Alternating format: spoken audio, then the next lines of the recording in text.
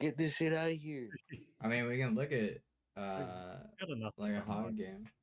We can, but Nah, I'm playing. I'd rather you do a ball than our hog because we figured out most shit on hog.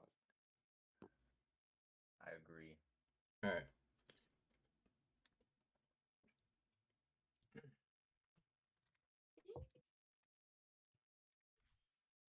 All right. Yeah, I'm just gonna play it in two.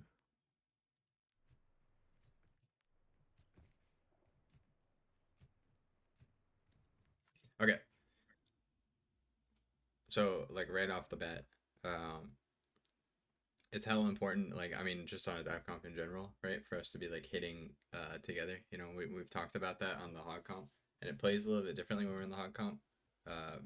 Because for example, like if we're playing on like the hog comp, then that probably means that like our back is gonna be like more over here, right? Hog maybe standing here or on the low ground. Then like we have like our Hanzo up here, and the angles kind of form like through this instead, right?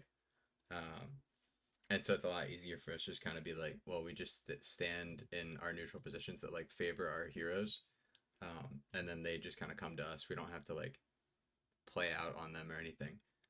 But once we get into these dive comps, right? Like if we have like a monkey instead of a ball, then you probably are going to be standing here maybe, and then like jumping on them or standing like low ground or over here, whatever. It doesn't really matter so much, but it kind of like creates the possibility of us being disjointed, right? When we're on that hog comp, we just kind of stand behind our roadhog, but when we're on the dive comp, standing behind our tank is not as straightforward, right? So like whenever I'm playing this map with like a dive, I might stand up here. This is fine too. But the reason that I would stand up on top is because, well, I play with the monkey player. I play with monkey. I play with diva. Generally speaking, and that means that the hit is coming right through here. Um, that being said, I think with the ball, we're still going for the hit either on this side of the choke or on this side of the choke, like right next to the choke. But when we have these other tanks that can't necessarily come from behind us easily, they could still, but generally they want to stand and cover on our side of the choke, and then I'm up here, and then the kill box becomes, um, you got somebody like up here, you got somebody down this way, and then the kill box becomes this, right? All of this, like across this area. But when we have this ball comp, if you are going to come from behind them, which is fine, and I think it makes sense for the ball to come from behind because of the way your movement works, right? You want to get your grapple and you want to get your fireball and then slam in. It creates, and I don't know if you guys saw it happen, but what ends up happening is that if the hit is disjointed at all, then the fight starts to like the fight happens for them in one spot, but the fight happens for us in like multiple spots, right? So like if we go for the hit here, if we take too long to do this to go for this hit, then our backline gets forced down. That might mean that our Ash is also dropping down, taking damage, dropping down. Then we're getting healed and we're not looking forwards.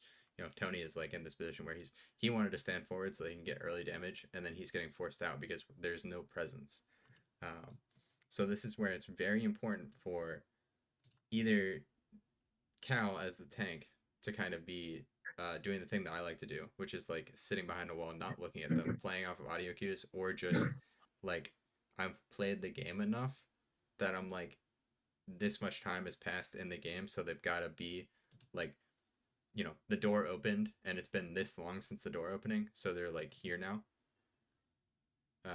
So kind of like guessing. Alternatively, you can be hiding doing this and then having your back that can see down like this, right? Your back can say they're here now, go for the hit, right?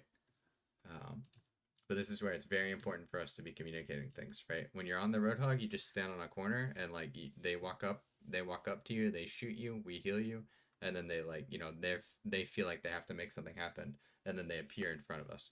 On the dive, it's the same thing that they're like they're just wandering along, right? They're just wandering along like, and then once they get to this point, they're gonna kind of look around and be like, okay, well, like, we should go this way. Should we go this way? What are we gonna do? Are we gonna go like this? Um, Whatever. Like they have options for what they do, but they're walking a certain way, and then it just means that because we have the ball that's gonna come from behind, now maybe somebody else needs to be saying like, hey, we're gonna hit here. And a very easy solution to uh, fixing these issues is that like at the beginning of the game as the ball player you can say I want to hit like right here, right, and ping it like this is I'm gonna go stand wherever, it doesn't really matter where I stand, but this is where the hit is going to happen in our dive. And then it's up to you to either say, okay, I'm going for my hit now, so that your teammates know, or even better is that your supports or one of your DPS is saying like they're where you want to hit. They're about to be where you want to hit, right?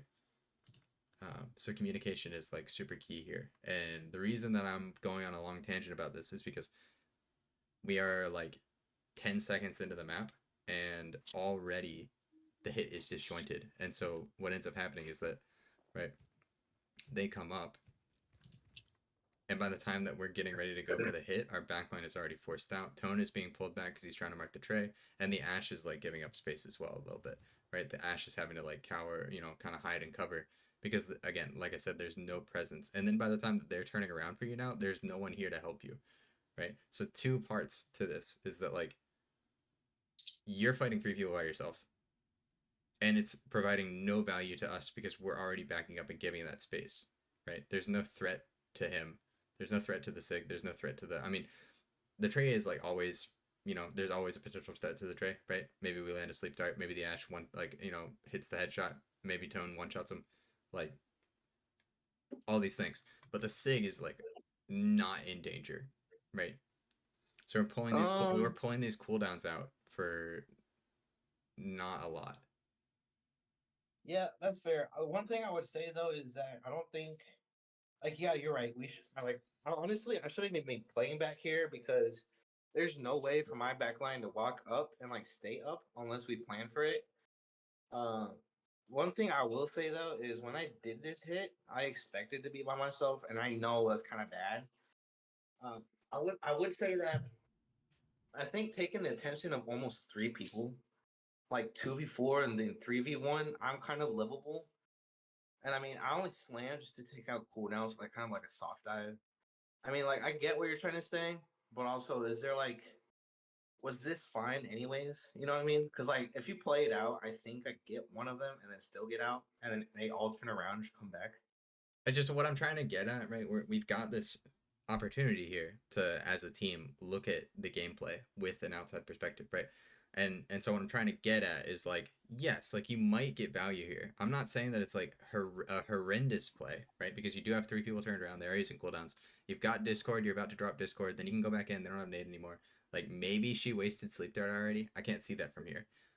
But like all of these things, but the more important thing is that, and the thing that I always try to do whenever I'm like IGLing or whatever for my team is like I want to put us in the best position possible as the 5v5, right? And always the thing that I've preached, like whenever we're looking at the the Roadhog comp too, is like I don't want us to rely on hero plays. This puts you in a position to like like again, as I said, the Sig should not die here. If the Sig dies, it's not because we did something, it's because the Sig killed himself. Okay?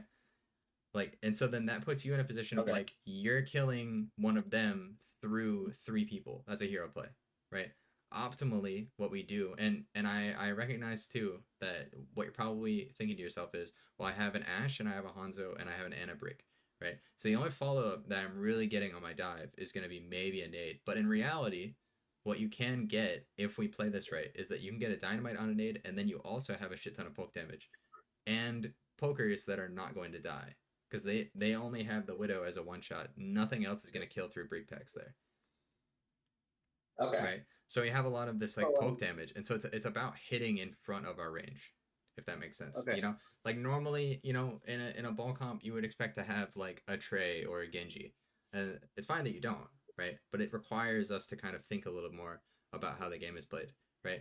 If you had a flanker here with you, this is terrific, right? This is a terrific play because we're gonna be able to, as the backline, not die, and then also be able to like live the tray and poke the Sig out, pull resources out of them. And then you go in with your pile drive, you get nade out, you get Discord out, maybe you get Sleep Dart out, you're pulling the Widow attention. And then your flanker can come in and maybe finish this 1 HP Zen while they're all looking the other way, right? But you do not have a flanker, and so we have to approach this differently, right? I'm not sitting here So and does that saying that. mean? What? My bad. I was gonna say. So if I wanted to go for this play game, does that mean that if I have like a poke back line, I should wait until they're all at the bridge, or should I have set them up so that they're like around the corridor? If you know what I mean. And then like while they're coming out, before they get to that car right there, like on the bottom, on the right side. You Yeah. know what I mean? Yeah, where the So wood I is. should. Yeah, yeah, yeah. Like, okay, so So like, the two things I'll say about this is that you have like opportunities to go for hits like a whole bunch of places, right? It's just about how we want to play it, right? Because like we could even say, hey, we're gonna like let them come up here to high ground, or we're gonna let them come to point, right? We're gonna give up all this space to try to like get them to go somewhere and then hit there, right? In which case, we kind of set up over here. It's giving up a lot of space for sure, but like you could do that. Alternatively, like you could go for the hit, just through the choke, right? In which case, people would be set up. Maybe Tony's here, right? And I don't know where you would be. Your ball, I don't know. Be somewhere where you can hit that. And so then like and your then ball would be like, everybody else is like along this. But because okay, of the way that we started that, right? Our Anna uh-huh. Brig wants to stand on high ground, right? And I'm not saying that any of the positioning is like bad. It's just if we want to stand up here, then I think optimally the hit is if they get through the choke, we're probably forced out. We can back down the stairs and then come back out, or we can like hide in the stairs and wait for somebody else to say, "Hey, they're there. We're gonna hit," Yeah. or Uh-huh. or we just play forward with it. Like, and that's fine to play forward with it, right? So, yeah, what you were saying of like by the time that they get here, they should be stacking for the most part before they get through the choke. Then they're gonna try to like get some purchase and get some angles. Um, but like going for the hit early through the choke is fine. The issue is that you want to make sure that we're like, you know, we're And able that to would follow that. We're able to follow that hit, right? Because again, going back to the you don't have a flanker, but you have range damage, right? So if we have like a firing line up here, and then you go for the hit here, you're disrupting, you're pulling cooldowns out, you're turning people around, and then they're just getting shredded. But it requires okay. us to be going for that hit either at the same time that they're looking at our backline or optimally before they even get a chance to put damage on our back. Okay. Yeah, that makes sense. And so that's where the communication comes through. But spent too much time on this, and I'll see what ends up happening. I just again I hate to see people like it's gonna happen where we have plays where I had a play last night in our match where like we only capped third because I was the only one left alive and I made a hero play. So we capped. Yeah. But like it's gonna happen, but I want us to start fights where that is not like we don't want to like start fights with hero plays. We want to like start fights well, and then if it ends up like that, oh that they hit their shots more than us, right? Then maybe we redeem the fight by having a hero play.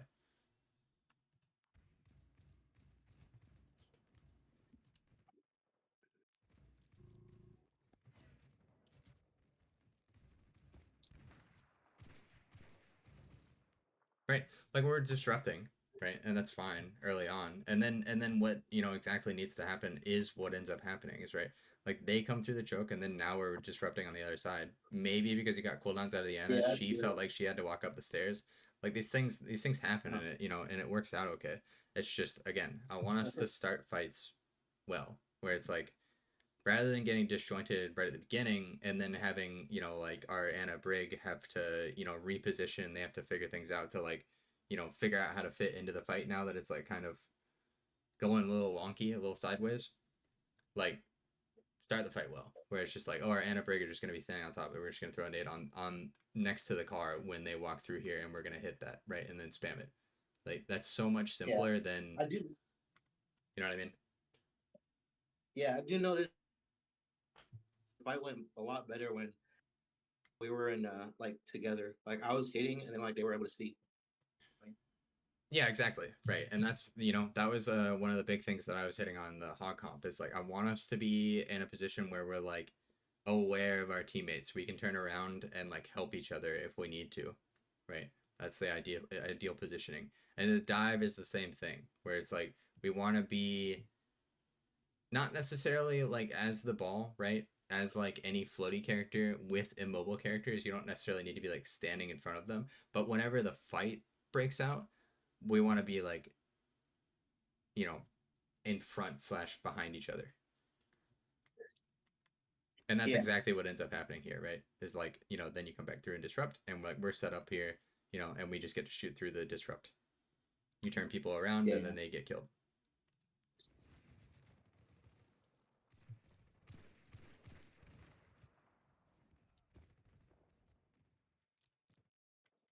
I'm not gonna talk about this too much, but that's greedy. Like we need to know, and we're like Quetz is having this issue too of like knowing when to call it quits on a fight. Like recognizing like a very important skill in this game is recognizing when you've won the fight but they're still alive, if that makes sense, right? So like their Trey is dead, their Widow is dead, that's their fight is done because they're on attack. If they're on defense, they might continue to fight and you might have to just kill them all, but like when they're attacking, like they're done, they quit, right? Like you don't even necessarily need to kill this Sig. Killing the Sig is great, but we want to make sure that we're also not trading our lives to kill Sig here. Yeah.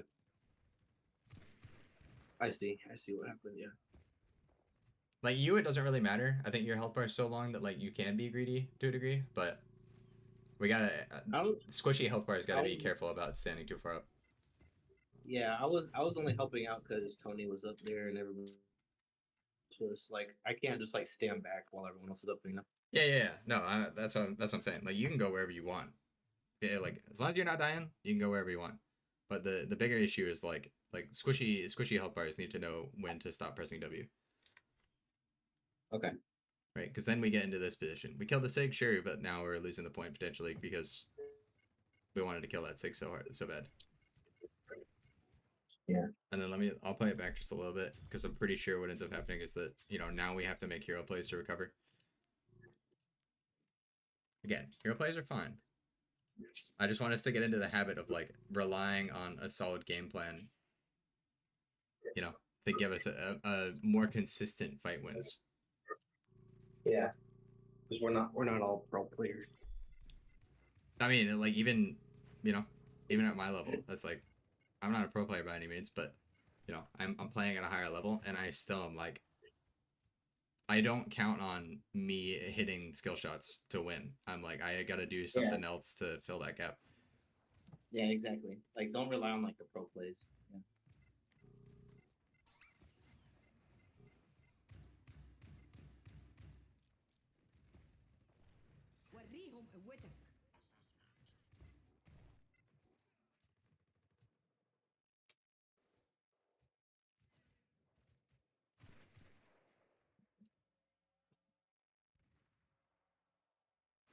I see it. I see how it's working now.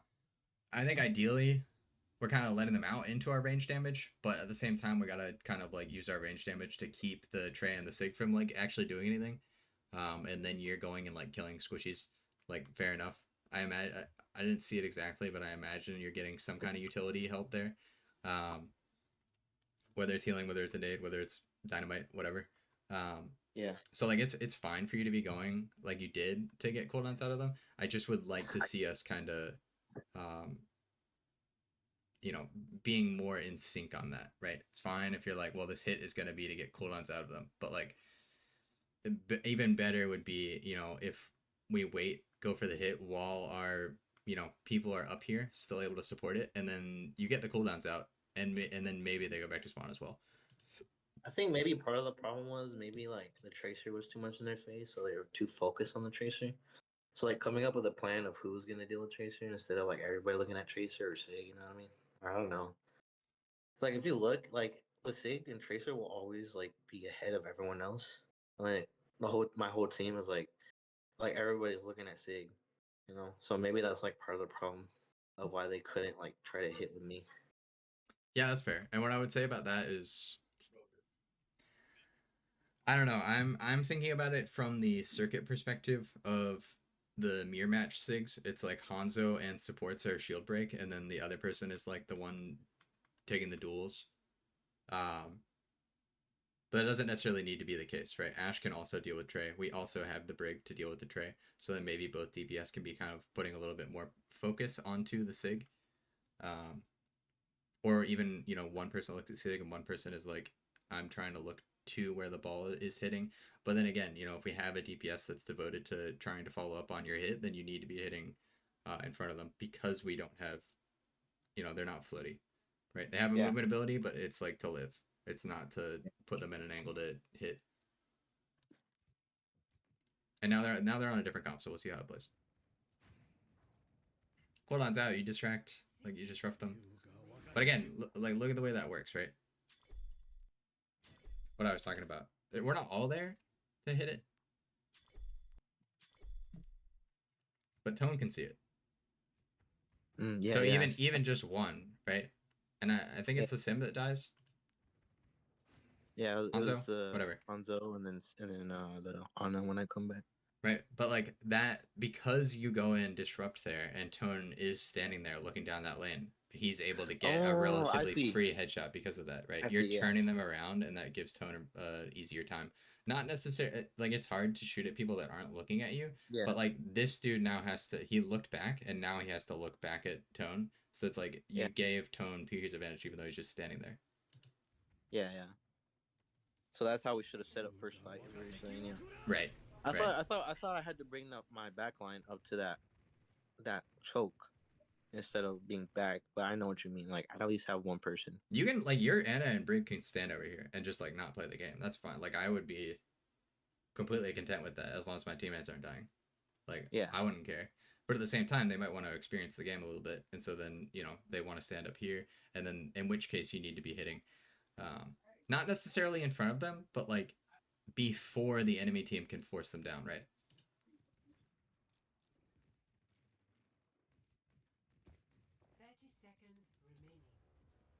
It's the same thing with the Roadhog comp, where it's like you want to stand on this corner so that like the pressure that you exert creates space behind you for your teammates to work with, right? Same thing with ball. It's just that you standing there is not the pressure. It's wherever you hit creates space, backwards.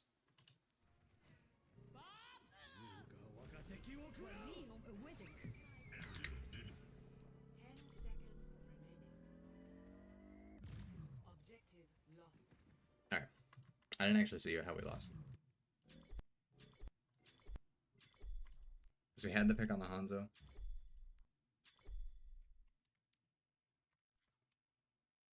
Had the pick on the Hanzo, and then the Zen died, and the Hanzo came back. Cap got killed. I'm not super worried about this. I am going to go back just to find it. Just to see, because I'm curious. Shat played up a little bit too far, maybe.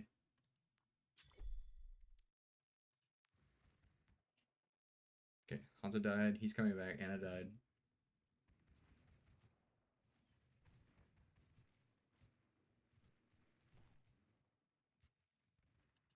Wait, what kind of shot was that? Huh? Or what? That was an insane shot that their Hanzo hit. I just realized that. Yeah, well, one thing that I would say is that, again, because of where we're hitting, Shap, whether or not he feels like he needs to go help or he's like, I want to play the game, feels the need to be in this door, which makes it harder because Puff is still hanging back, playing safe, makes it hard for Puff to support this, like. So it's just about where the hit happens. It goes both ways of like you need to be aware of like where you're playing, how that like impacts your teammates, whether that means that they can't play the game or it forces them like into a position that they don't necessarily need to be in, and then alternatively, people with health bars that can be combo damaged, like need to be careful about where they stand. But that, I mean, I think that's basically it. We lost our Brig. Being down somebody on defense is like makes it difficult. Yeah, right. And then like the space is gone, but Tony feels like you feel like you need to stand up there to kind of play that angle still, and then you're caught out. Yeah. I'm not worried about it. I see it. We go to next. Second point is like hella important, and we'll show the issues that we're having on this comp too, especially on attack.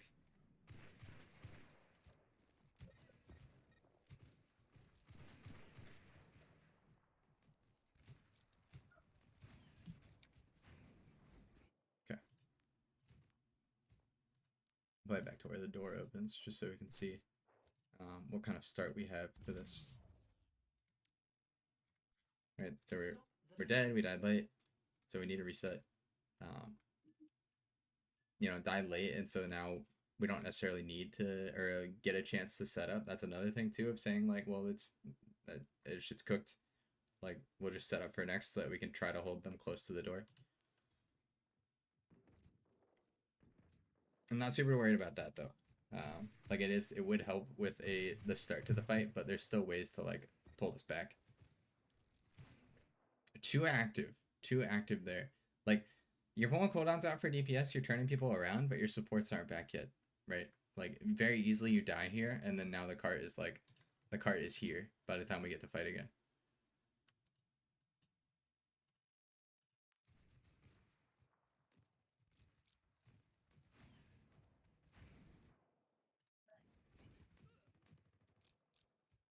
Alright, we're just not setting up. That's somebody needs to say like, alright, like we just need to get like we need to, you know, we need to regroup. We're staggering this whole point away.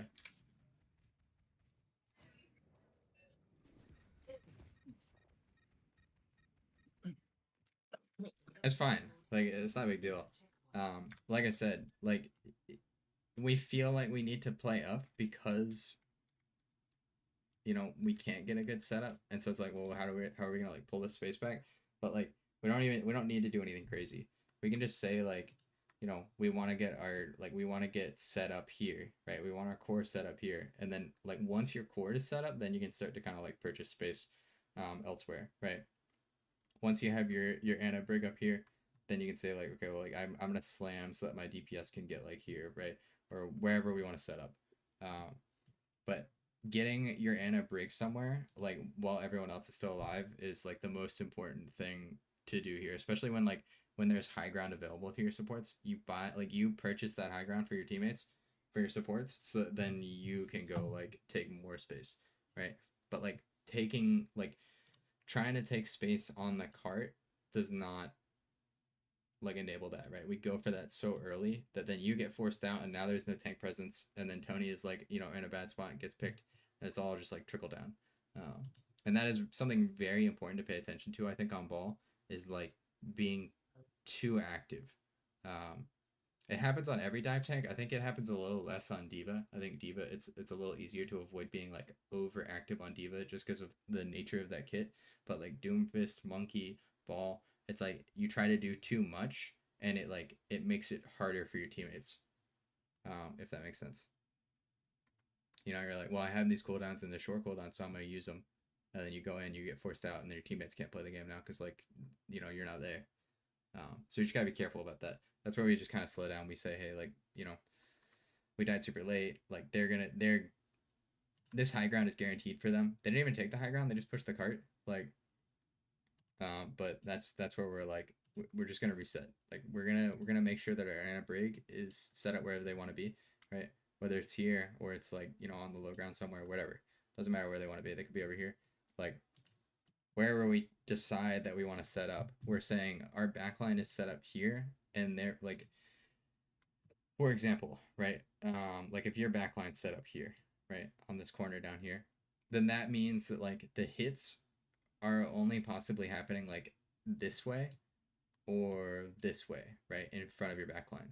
You know, that being said, like as the ball, you can still kind of be hitting like this way, just out of line of sight of that, right, just to turn people around, and then your backline can fight that. But most important thing here is going to be setting your backline up, and we'll see that on attack when we get to it. That was like the whole issue on second point, was we didn't set our backline up. We didn't play for our backline to also play the game with us.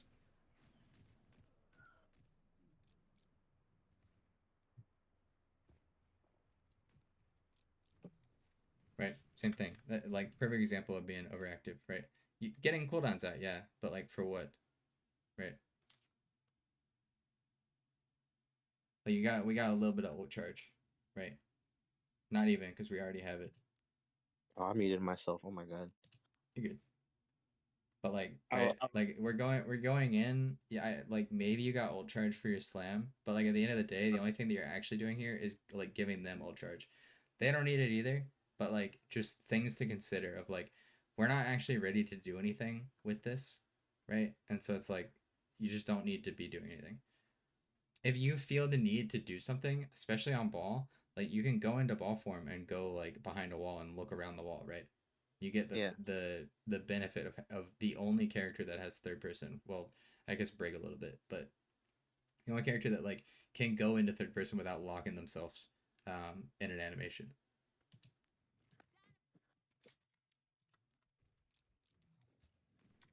Right? You mind if I ask them about second point?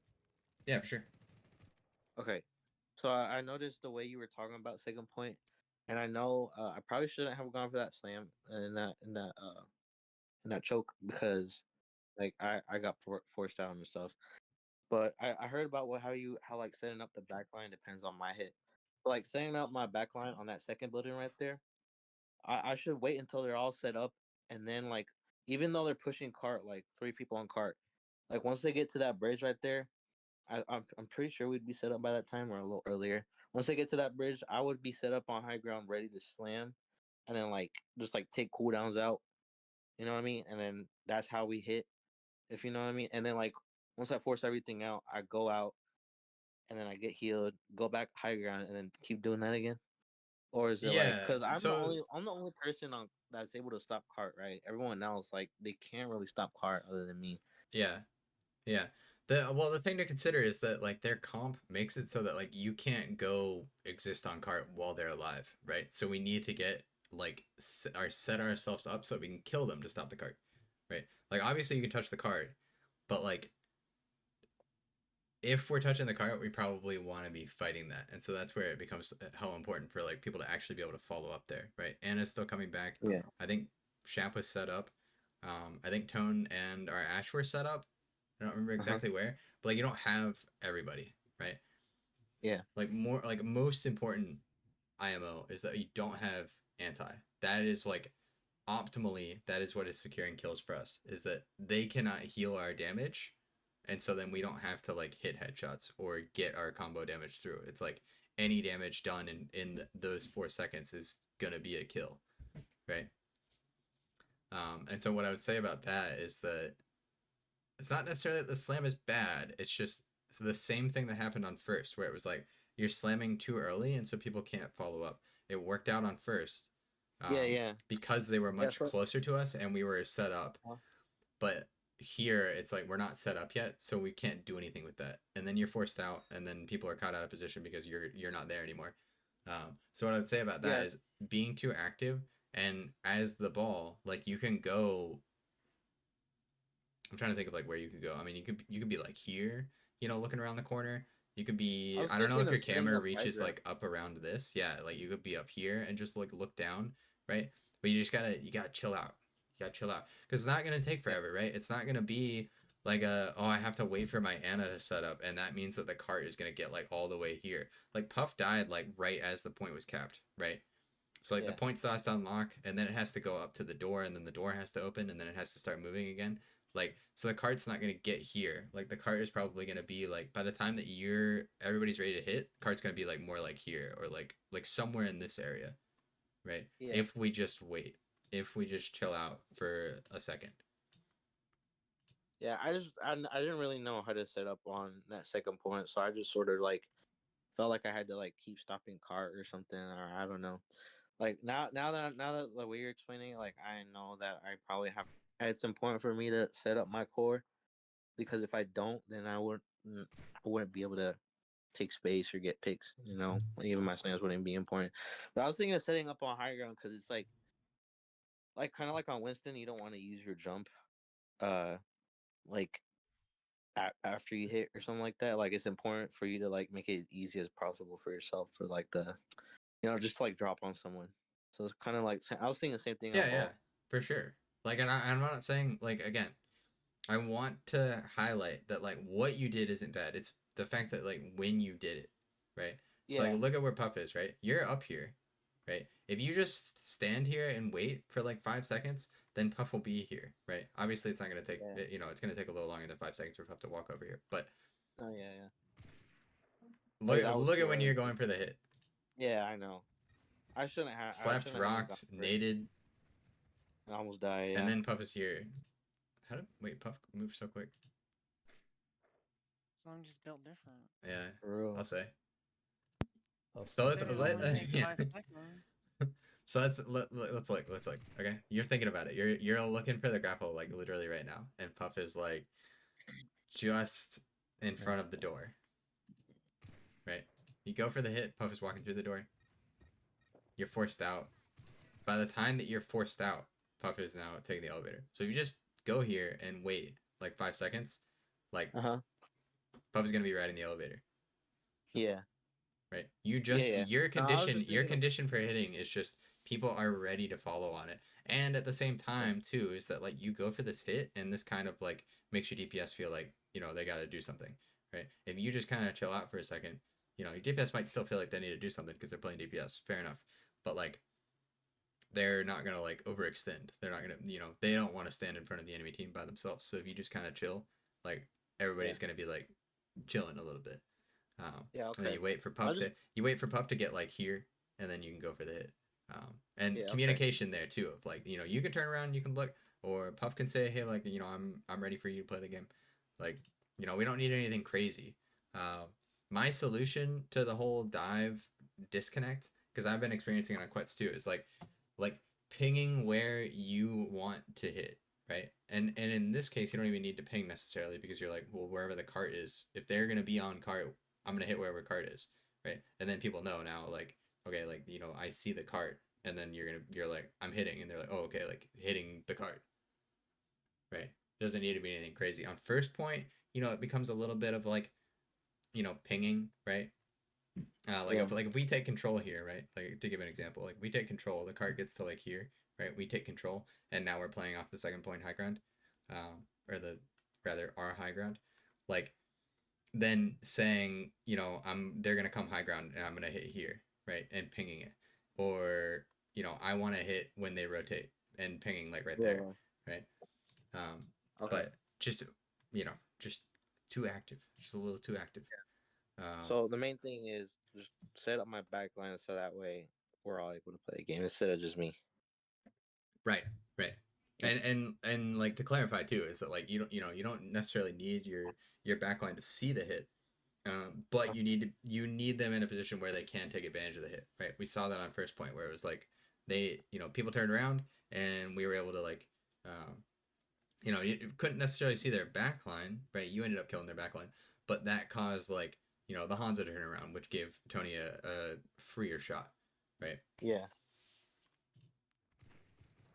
I got you. We just never shut up the whole time. All right. You can skip to third if you want. Okay, yeah, my bad. But yeah, just too active. Just Yeah. Can I see the slam you were talking about too? On that third point? Yeah.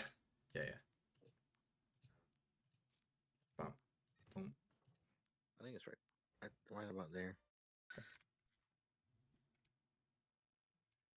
Yeah, we'll show it too.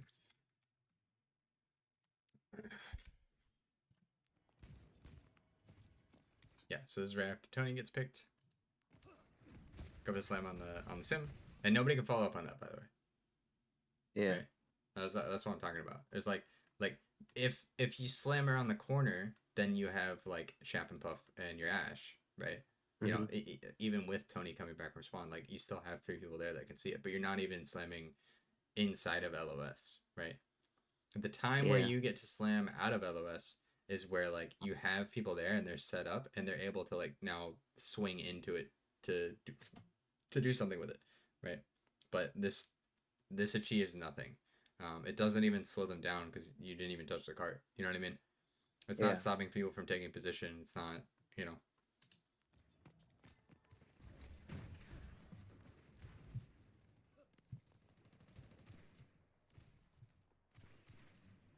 Now, fighting for high ground is like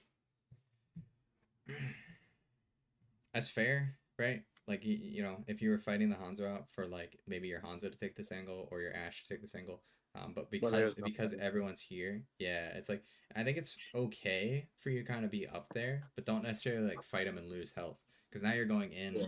minus health, and this is like problematic for the reason of now Puff can't fight over the dive, like Puff just has to heal, Yeah, right? I see. That's a big thing that I take advantage of too whenever I go for calls is I'm like Uh-huh. if we do this thing like if we just touch the tank right now that forces their supports to look at their tank and now they're -2 in the fight because they're just healing their tank.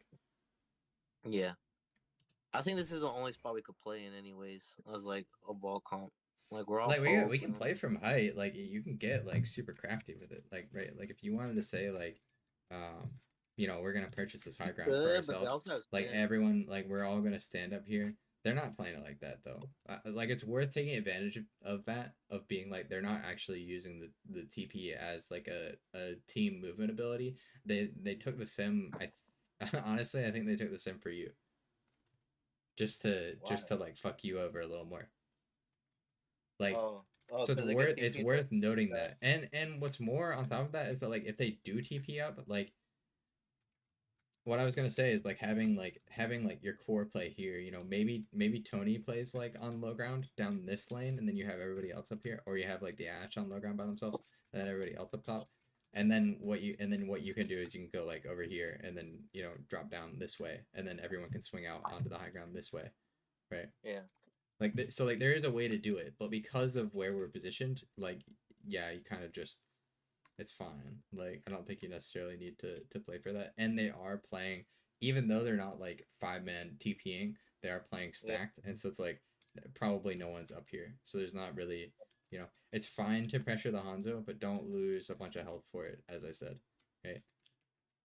We just wanna, you know, we wanna figure out like where we can be safe and where we can see a hit. Yeah.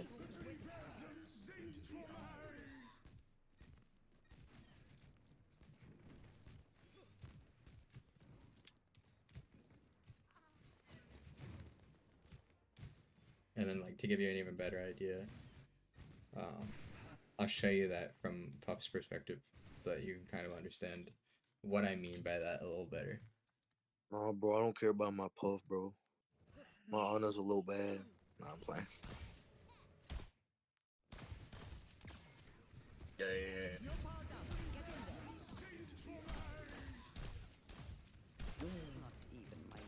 I don't know. Maybe it doesn't necessarily show it, but I certainly would be like, like my mind would go from looking for damage because everyone's healthy to I need to be able to heal my tank like as soon as I can, and so then I become hyper fixated on, like on this instead of looking at this. Well, I think because she nanoed me, she was focused on the damage rather than the healing, which is fair. Which is what she went for. Puff sort of nanoed me so that I could take advantage of that. Yeah, and now that I'm looking at this too, it becomes even more like even more important of like you could even like you I don't know how you feel about setting up like all the way over here like down On the that right? hallway, yeah, and like coming from behind them because that would let you sit there in third person and look around the corner and say like you know you could be pinging them for Puff to throw a nade, right? The shield Yeah, that's blocks the fair. nade, but like if we throw the nade before they turn the corner, then it's more likely to hit, right? You saw how Puff had to like try to throw it over the shield. The only problem I have with that is that my mechanics are not good enough yet, so I can't really like figure out ways to like hook and then like hook myself to some and then like come up in the air or slam and stuff. You know what I mean? Or like do ram damage. So just like little You stuff like that. could. That's why I prefer try to set up in like open spaces. That's fine. What I'll say about that though is that if we are going to be setting up for plays like that to kind of accommodate you know the lack thereof of mechanics, right? The lack of experience on the character is that we need to be less active, right? If Oh, you get in these positions, these crafty positions, then you get to be more active. You still need to wait for your characters that do not have the ability to turn into a ball and roll around, right? uh-huh. But like you don't have to wait as long if you're in those spots. Yeah. right? Whereas Yeah. here it's like, because you can't look over the shield, then that might mean that we need to kind of like let them put out shield, break it a little bit before we go for the hit. I don't want to get like too in depth in that. I just want to really highlight the importance of like waiting to play the game until the people behind you can play the game as well with you. Yeah, I get it now. Yeah. That is like the most important thing on dive, in my opinion. And if we had a different comp, right? If we had like a Lu Kiri, then that would be a different story, right? It would just kind of be like, well, they're quick, so they're just gonna be behind me all the time.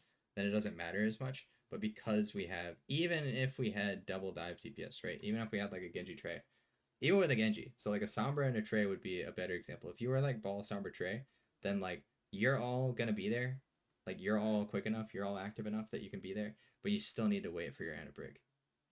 Yeah.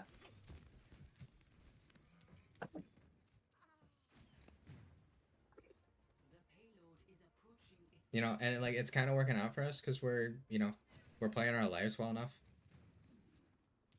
But again, I don't want us to be in that position where we're like, where you're like, I got slept, I got discorded, I got antied, and I need to live now. I want us to get into a position where it's like they turned around to sleep anti me, like sleep discord me, whatever, rock me, and we're swinging and taking advantage of that now, right? Those people are not looking at our backline, and so our backline gets to shoot them for free. Yeah, hell yeah.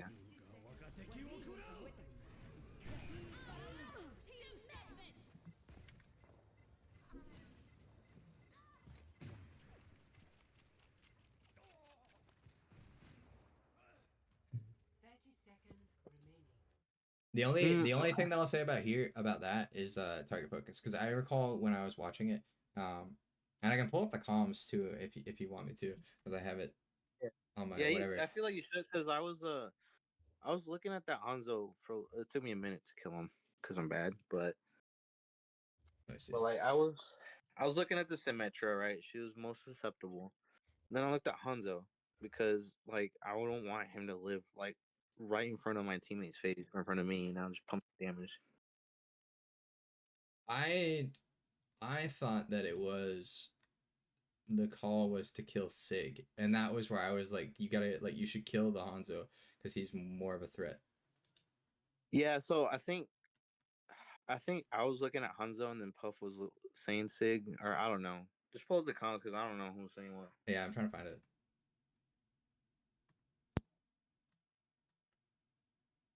I feel like I just uploaded it. You can also go to my Twitch if you want. Is this from the 14th? Is it from the 14th? No, that's a previous scrim. I'm gonna do it right now. I may have fucked up the name and had it the same as the previous guy. I got it like somewhere. I got it. I haven't sorted all my shit into playlists yet. I like did a VOD dump. I have not sorted it yet. Last one I have is the 14th. I jumped in late to this and I wasn't streaming it. That's what it was. Okay. All right.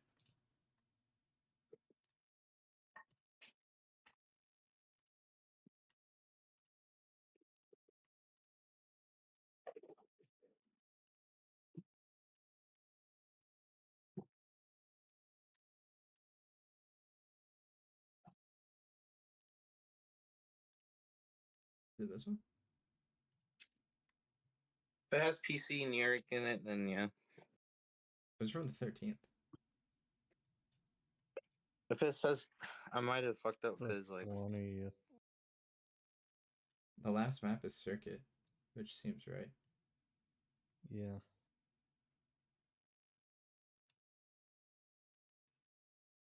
Yeah, this is it, I think. This is us on attack. I'm getting there, don't worry.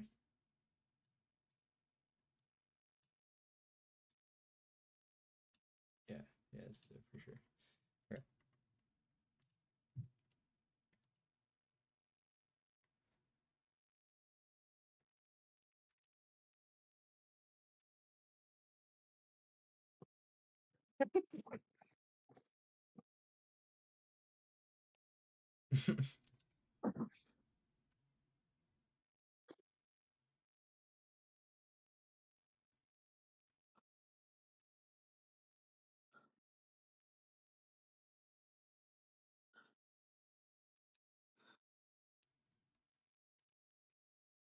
So like we win there anyways.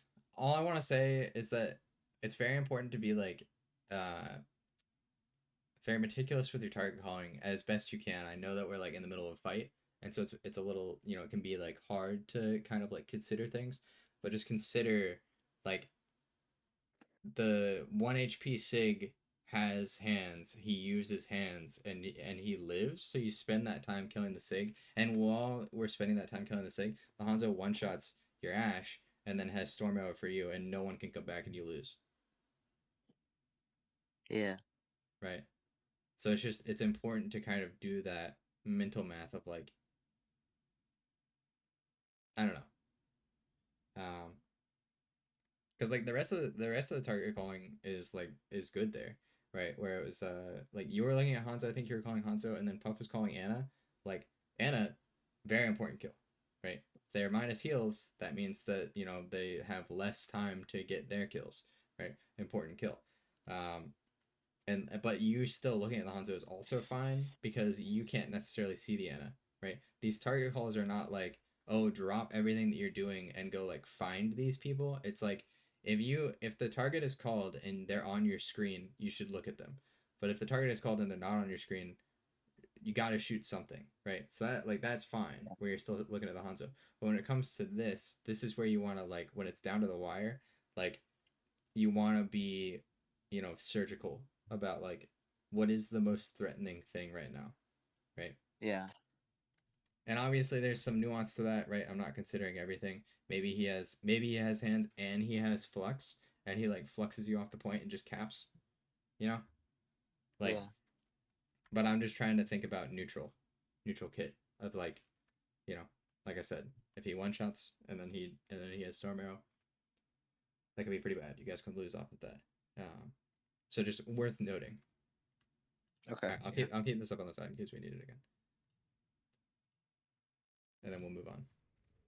Because I don't think they even get a fight really. No, I think we played up aggressive.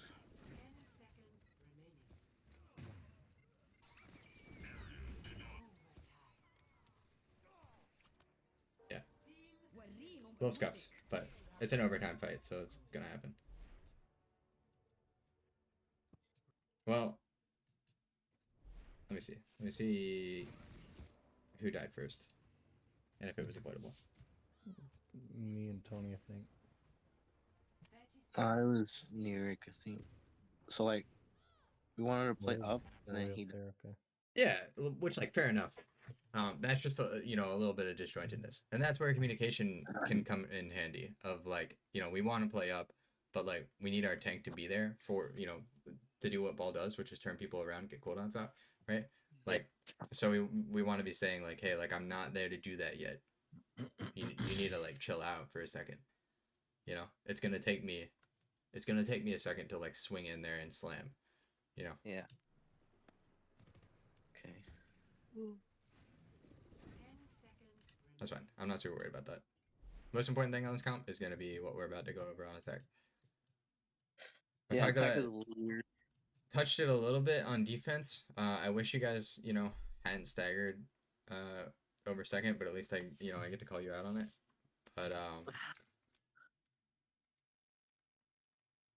the reason that I say that is that, like, if you had set up on second and you had taken successful fights, then I would get to be like, well, you don't want to be like super disjointed. But then I could sit here and be like, well, you see how this works if your backline is set up, like, you get to do the same thing on attack. It's a little harder to achieve, but like there's ways to make it happen. All right. I think walking up my backline, I didn't know how to do. That is the only thing. It's a patience thing, right? It's the same thing that I was talking about, where you want to, like, you don't want to be too active. You want to let your team like be ready to play with you. Yeah. It's the same thing. It's especially bad on attack, I feel like, because it's very easy for you to kind of be like, just go play the game before your teammates are ready Yeah. to do it with you. Yeah, especially because I'm like way more while. Right.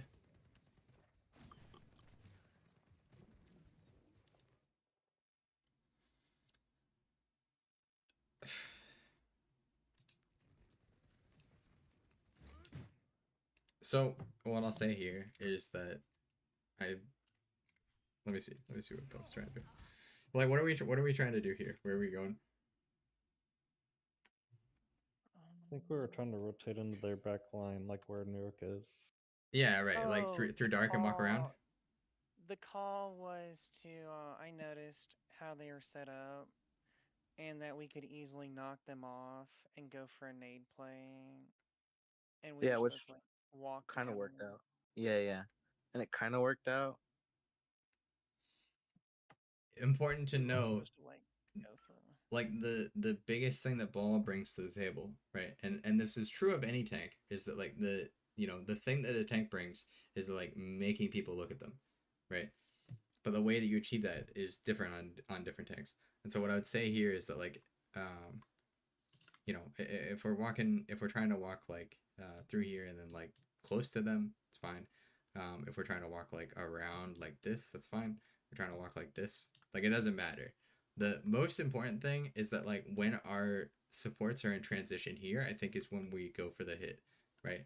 You want to kind of try to time it so that like when we're walking this way, you're hitting up here, right? Because I think there are people up here. Right. Yeah, there Yeah. are people up here and they TP'd away.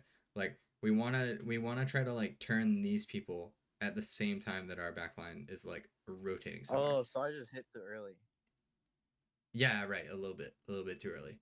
Right. They had a chance to kind of recover and then look at something else, which results in deaths. Like it's still like it's fine, I think, because we get our utility off and we win. The one thing that I would just say about this though is that like if there's ever a time where the right answer is for your Anna to die, it is if you have like a Mercy or everyone else on your team is like super floaty. You do not want to be in a position where like one of these people is dead, right? And so we want to try to like, if you had like a Lou, maybe it would be a different story. If you had a Lou and an Anna, then maybe it's fine for the Anna to be dead, or vice versa for the Lou to be dead and the Anna's still alive. But like the Anna Brig is a unit. This is like a pharmacy, right? You don't want one of them to be dead, like Yeah. And so the way that we achieve this, right, is by having the hit happen in such a way where like we're kind of masking this movement, right? Yeah. Yeah, definitely. That's all I want to say there. Yeah, if you go a little bit later, like and again, communication, right? It's like sports like, well, we want to go here, like, can you distract them at this point, or you can even be saying like, oh, I see you, I see what you're trying to go for. I'm gonna distract them so you can walk. Play's still fine, right? Like, still achieve what we wanted. It's just anytime that I'm saying anything, it's like I'm like, ideally, I want to see 5 people alive. I want us to approach a fight so that all 5 of us are alive, unless you have a Mercy and an Anna, in which case your Anna is still alive effectively because you're gonna get rest. Yeah. Okay, and then this is where it's. This is. Let's see. I gotta see why you die.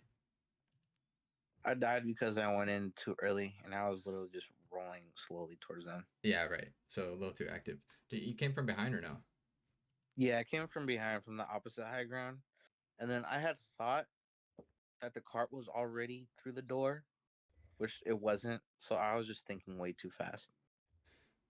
I'll say that the cart doesn't necessarily matter, right? And I think I spoke about this already. It's just the flip side, right? Where it's like you on defense, you were like, well, I have to stop the cart. It's like you're only stopping that you stop the cart if 5 of them are dead, right? It's the flip side, where it's like if 5 of them are dead, then the cart moves. Right? Yeah. Like best case is that we get to move the cart while we're setting up for the fight, and then maybe we're still moving the cart while we're killing them as well. But you can, the cart is like an afterthought, right? If it takes us 4, like if we have to win like 4 or even 5 fights to move the cart the entire length, like that's fine if we're winning those fights, right? Yeah. But like if we're like focusing on like moving the cart, we're like, well, we have to do things so that the cart gets here, like, and we're just losing those fights over and over again. Like it's gonna get to Yeah. a point where like it doesn't move past this because we're never taking a successful team fight. So that's what I'll say about that. Is a little bit too active. And this can be a communication thing too of like saying like, well, I'm like I'm over here behind them. I'm ball. They can't dislodge me. I'm ready to play the game. Like, is everybody else in a position to also play the game? And then Yeah. there's two things that I would say about that too. Is that it's hard to fight up, right? Like, that's high ground at his advantage because they get to fight down. Like, and then also you can apply that same thing that I talked about on first point of like, if our backline wants to go ride the elevator, right, and they're all standing on top, then when our backline is here, we can be saying like, okay, like I'm gonna hit up here so that you can come ride the elevator, right? Okay. Yeah. And to be fair, this point is really tricky because we're on immobile like an immobile backline, and they're just standing there on top with a range comp, like so like it's gonna be tough for us. And they even have the TP, so they can go low ground to high ground very easily. So it's gonna be tricky for us to like make this happen. There's a couple of things that we could do though. Like one would be like distract them, go do this, but maybe don't slam, just roll through them. Force them to TP back up top. And like I don't know how you achieve it. Like I don't know how you would boop them like this way. You want to boop them away from your backline, obviously. And then that would give us our backline a chance to go like this, and then like cut through here and ride the elevator up onto the opposite side. That would kind of catch them out because they're like, well, the cart's here, so like we're holding here. Another thing you could do is like I said, making it so that your backline can ride the elevator. I don't know. I just feel like that's maybe too close for us. So I think Phoenix was saying this too, is that I walk my backline to the other high ground, but that's also really hard because like they can just rotate. Like if they once they know that that's happening, they can just go, and they have the TP, so they don't even need to walk either, right? They can just go from here to here instantly, and then right. So yeah, like, but you need to like nobody can follow up here. Maybe your tracer can follow up on top, right? Maybe we're like our Anna is like over here and throws a skybox nade to hit on top. Like these are not things that you want to count on, right? We want to try to find a way to like have as many people participating in this fight as possible alive, right? And so this is where I would say probably the solution is for you to go like from behind, roll through to get cooldowns out.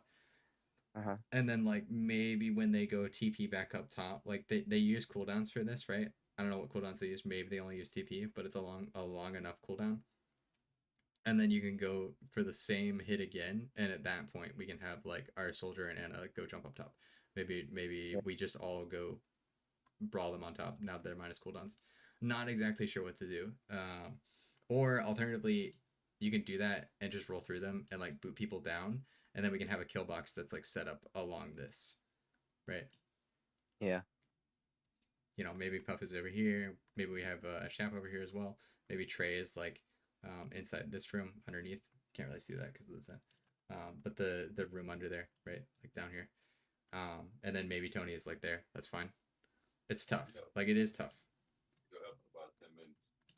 But I think rolling through people is like the way to go, instead of slamming. But even if you are gonna slam, you need to make sure that like we can do something about it.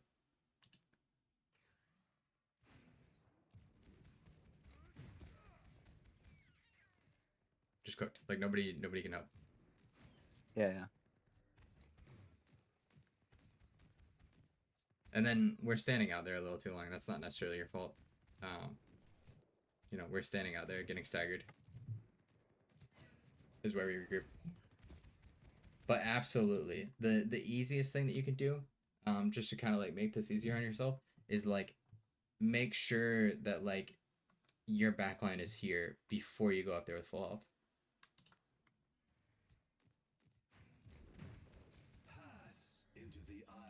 Yeah, that's a really big purple. Even with the trank, like people can die there, but we're just not on the same page. You know, we've got our Trey pushing cart, which is fine. That is Trey's job, but like also we probably need Trey to be doing damage on top, and so that's something to consider too on this map and some of the maps. Like Gibraltar, moving cart is really important. Having your Trey go push cart instead of fighting on top is really important because it like what it makes happen, and the same thing will happen here too to a degree. Just not quite as bad. On Gibraltar, what ends up happening is that forward high ground is like it's you get pinched from both low grounds, because the low ground underneath the high ground is actually not that low. Like the shelf, the second floor is like not super much. What am I saying? The second floor is like not significantly lower than the third floor, and so then you get pinched from both sides. That doesn't happen here as bad because it's first floor to third floor, if that makes sense, right? It's a big height difference. But on Gibraltar, it's like when the cart reaches a certain point, it forces the enemy team to go set up over here, right? Like if the cart gets to here, then the enemy team goes and sets up on the other side. And then that kind of gives you like free high ground control, right? That's what happens on Gibraltar anyways. Like that is, you push cart as Trey on Gibraltar so that your immobile backline can go walk up on high ground for free, like go walk up to blue box. But it doesn't necessarily happen here the same way, especially because they have the TP. And so that's where it's like, we want to move the cart, obviously, but like, again, if they're dead, we move the cart. You know, that's where we can hop on cart S3 and move the cart and then be like, okay, like we need to go set up now.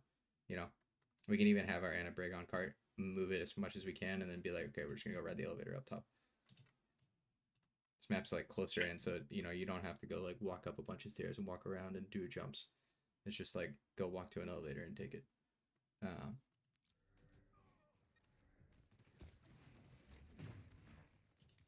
That shows the disjointedness of the hits, right? You go up there and you hit, you get slept, and then Puff is like trying to go up there to help you, but it's like you're gone already. So Puff doesn't want to be up there in front of the enemy team.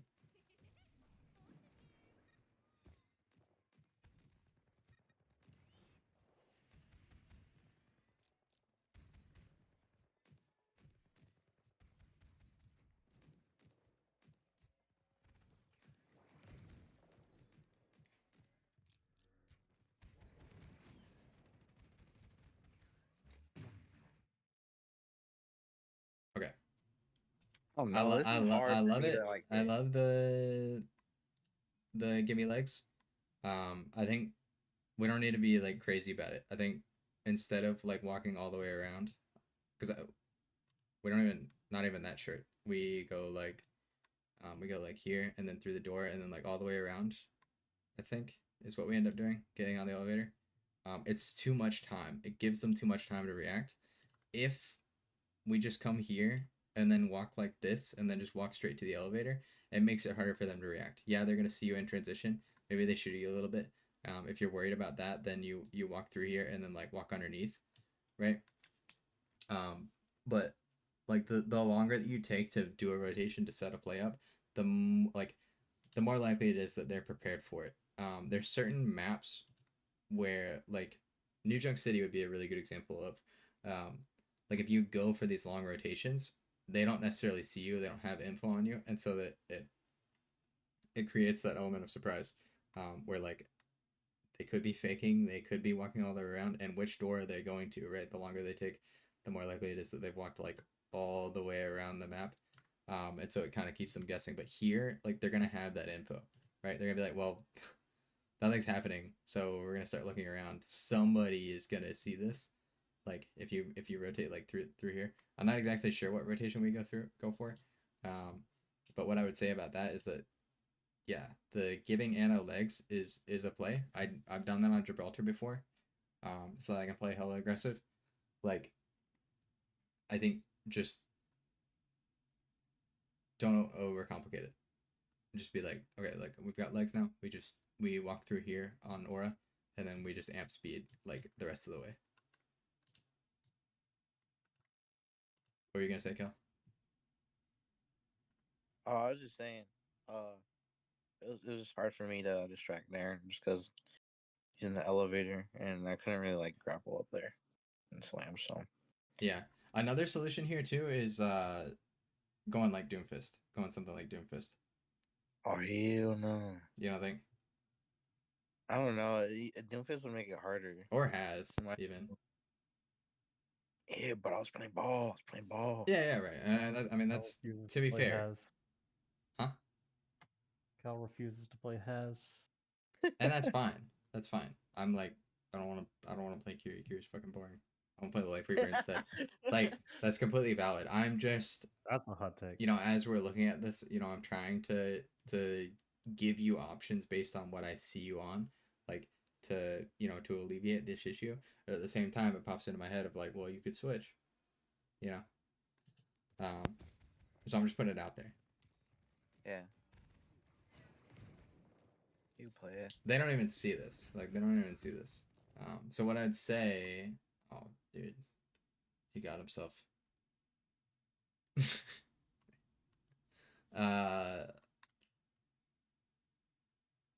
Yeah, what I'll say about this is that this is where communication, like, they did not see this rotation, which, like, fair enough. Why would they be looking back here? But, like, I would probably be like, because I like hunt supports as a support. Like, I'm like, where are they? And so I would, you know, I would be asking that question of like, where are their supports? I might look backwards, right? This is where it's like you distract them so that we can make this rotation, and then once we get to like the corner down there on the other side,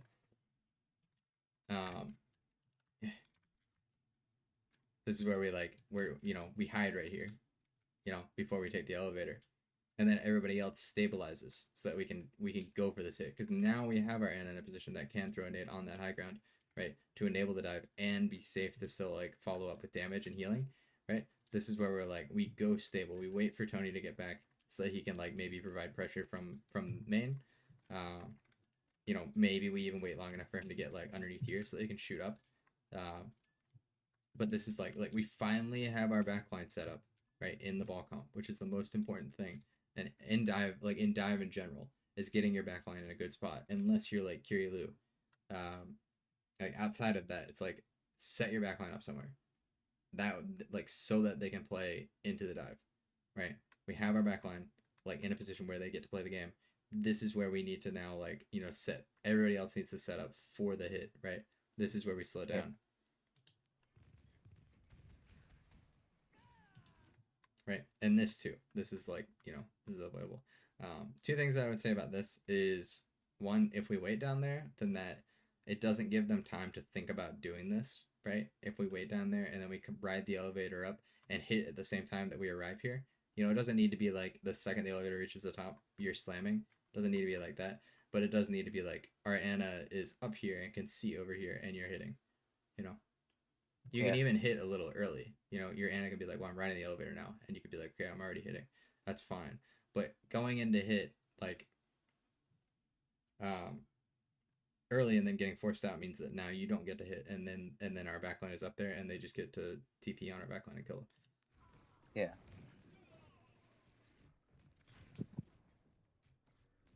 So just disjointed. They could have worked, but we're just disjointed. Yeah. Yeah. Well, and homie doesn't know how to play ball, but that is what it is. All right, now let's play some Roadhog. I will say that forcing them to TP to the other side, like even though it was like ended up being very bad for us, resulted in being like good for us because we're so active, like we take advantage of them before they have their cooldowns again to move back. I don't know why they didn't just walk back, but they were like, well, we're over here now, so we're just gonna be over here now. And then we're so active that we get these kills because of that. You know, again, I want to try to get us into a position where we avoid these scrappy fights, but they're gonna happen.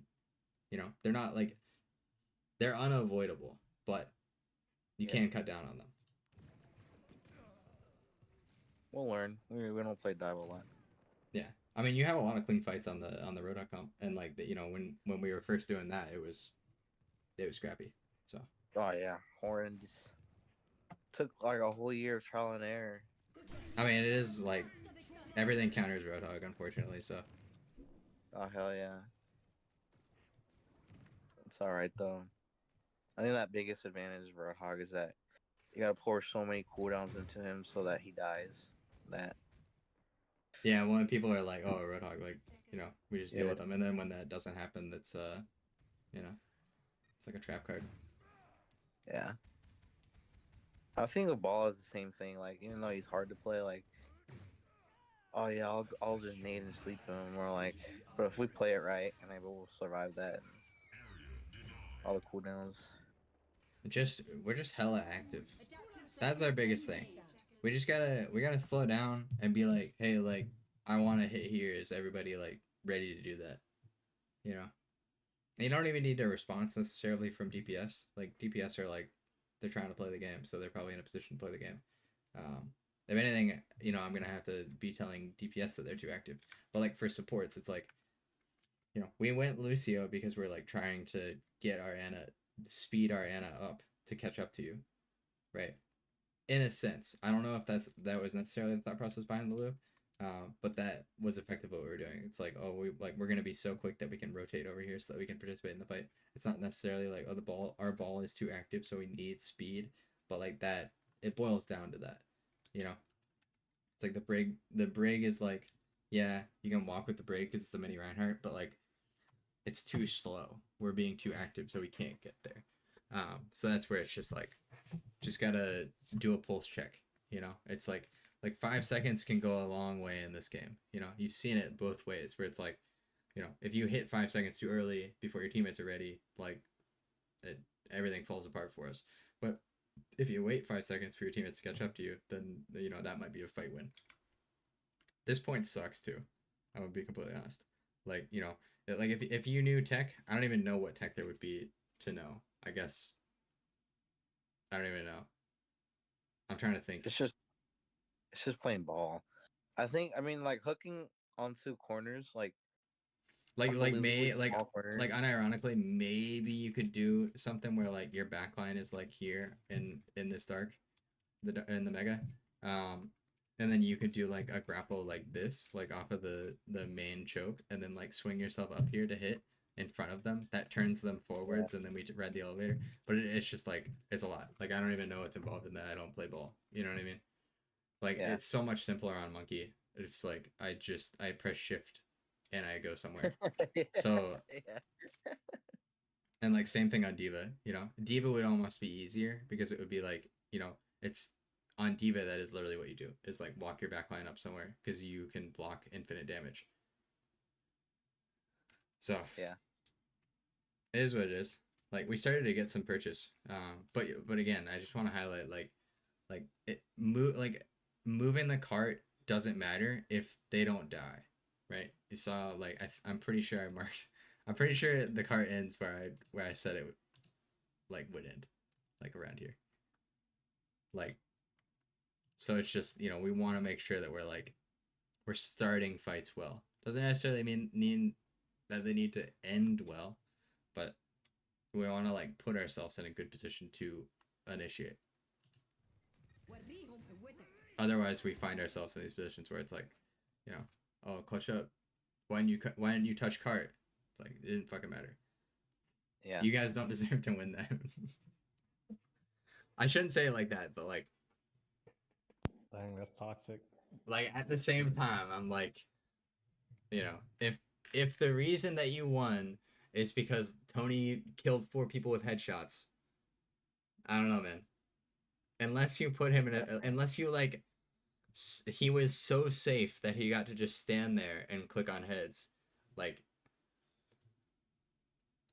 you know, I want us to go into these fights where it's like everybody contributed and then maybe somebody was like, you know, aiming well, you know, or somebody had some crazy mechanic. Maybe somebody had some crazy juke to pull somebody out of a fight. Like, I don't want us to like just win because we're doing crazy things.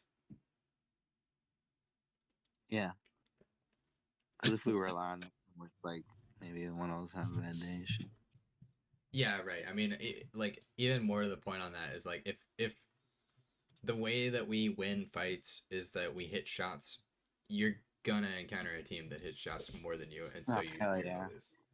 You know. Especially high level. Yeah, like that's all it was on that collegiate team that I tried out for last year. And when they were able to hit their shots, but we were so disappointed to the point where the team just won just because they hit their shots. Like it was just like it was crazy. So Yeah, I see teams like that all the time at my level, where it's like I'm constantly like, oh, they're like, I mean, we've even been participating in this tournament where we've been practicing with bands, and it's like very obvious that I don't know if it was last week or it was one of the scrims. Whatever, we played against some team that was clearly like protect, like they needed their support to be on Kiri because that was the only thing that they could play, and so they were like band protecting their support, and I was like, that's what they're doing. Like that's the weakest link. We should have used that somehow. yeah. Like, generally that's what I see. Is it's like there's one guy on their team. Their Trey is the only person on their team. Yeah. Are you gonna do you have a map lined up, or do you want us to choose like another map? I'm running out of time. Wait, chatters, no, it's fine. I'm sorry, I'm gonna call up my sister, and I wanted to tell you this before everybody got off because I don't know how long your VOD's gonna be. But next week, I have 2 confirmed trials, and then 2 on the back burner in case the first 2 don't work. So I need to make sure scrims are running normally next week, Thursday, Friday, and I want to make sure everybody knows to please be there so we can do these trials properly. Okay? Okay. Trials. That's good. We'll be here. Okay, sorry. I just wanted to let you guys know that while I gotta go back to my phone call before everybody left. All right. Okay. Bye, All right. So I gamers. got another hour. Okay. You have at least until I call you. Yes. Don't and chat if you're getting zoned out. Please tell Pleb. I'm not gonna lie, I'm absolutely zoned out at this I point. mean, I wanted to look at another map. I'll be back. I'll be back. Okay. Do we want to look at one of my team's maps? Hell no. Fuck Quest. Sorry, now I'm playing. I mean, I see some benefit to it. Not in the sense that I'm gonna sit here and like find my own team, but more so that we can kind of look at Quet's playing, and then I'll ask you questions about it. yeah, that's fine. I'm trying to think. I mean, they're all good. I was in them, so. Yeah, they're all good. Whatever. Come on, buddy. 1v1 me. We've been working on the ball comp, so we'll look at dive. Are y'all playing ball? No. We've been playing monkey. He tried. Harp tried ball a little bit, No, but we it's haven't. okay. But he's a monkey player, so he just plays monkey. We play like monkey ram. 6 sometimes. Harp isn't a Giga Chad like me. Okay. Yeah, I want to see the way he like helps y'all out, like walks y'all up, or like how he distracts. Obviously, it's gonna be easier. We'll see how the shit goes. Why he play Roadhog? What the hell? He's just picking it in spawn to fuck around. Oh, I was about to say, damn. Right. So there's the soft dive. It's not necessarily like, and maybe it functions a little differently than ball, but he's just going up there to kind of like purchase space for us, and then we go play for that space off of that. Yeah. I mean, I was thinking of playing monkey too. So this will be nice. So he jumps up there, even though like he can't get like y'all are on low ground and shit. Like he just soft dives. Is that what he was doing there? Yeah, so the calm was he was like I'm gonna jump up here, right? And then I don't know if it was like Phoenix or John or like can't actually follow that, but he knew that he wasn't like that wasn't like a we're going for kills right here. I'm just going up here just to kind of like make a little bit of space, and it ends up pulling the deep out. Like it's a fine play, right? He goes up there, he doesn't get slept, I think John dies, John gets rezzed. Like, it's fine. It doesn't really matter. I mean, except that I don't have res. But, like, I don't give a shit. I don't give a shit about getting rezzed. I'm like, as long as we win the fight, like, I don't care if I died. I don't care if I went, like, 0-10, as long as we're winning. Yeah. You know, pulls the diva out, we get the diva out that way. I fight the tray over here. I lose. But it doesn't matter, because I pulled the tray. I pulled the tray out. Huh? Oh, never mind.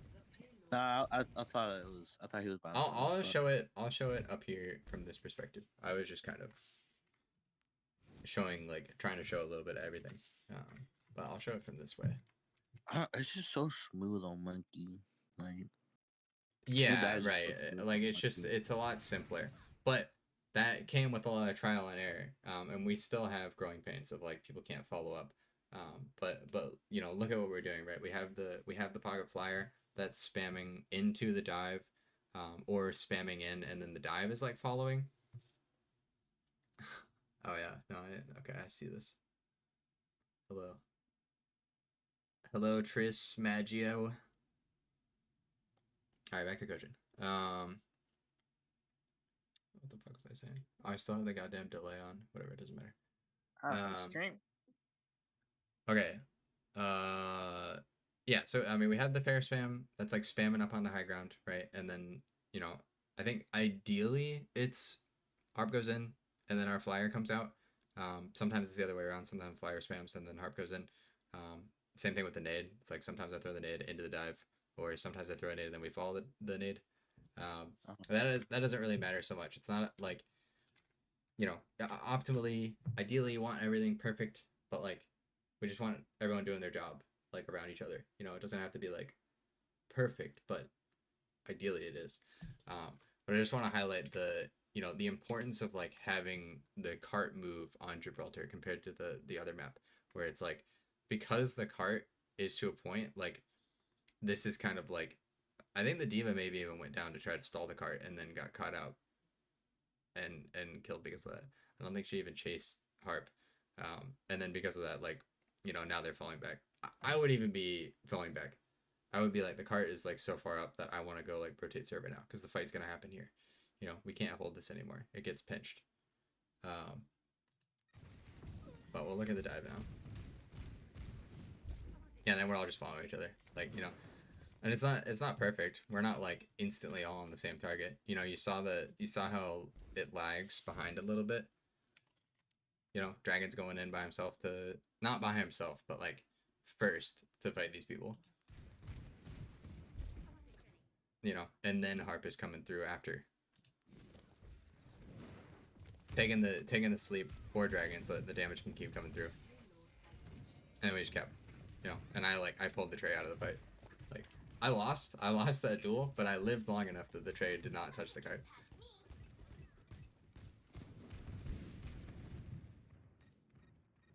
Kind of figure out a good angle for it.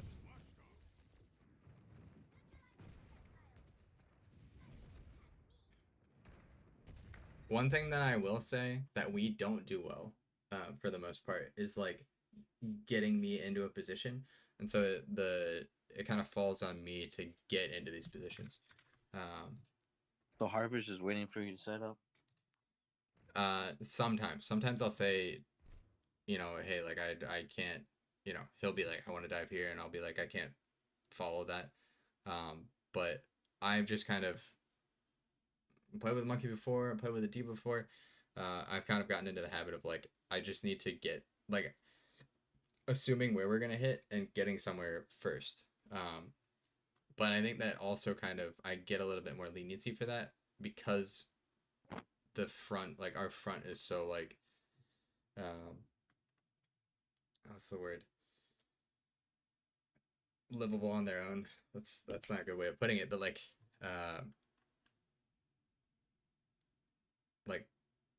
we can be, like, there but non-committal, because flyer pocket, tray, monkey, like, everybody can just kind of get out. You know, nobody's, like, super vulnerable. If they pick up something that's like a one shot, like the Ash is kind of dangerous to Pharah even through pocket, but they don't have anything that, like, one shots us. I think Widow is even banned on this map, but, like, if they have a Widow, then that, you know, that kind of changes how we play.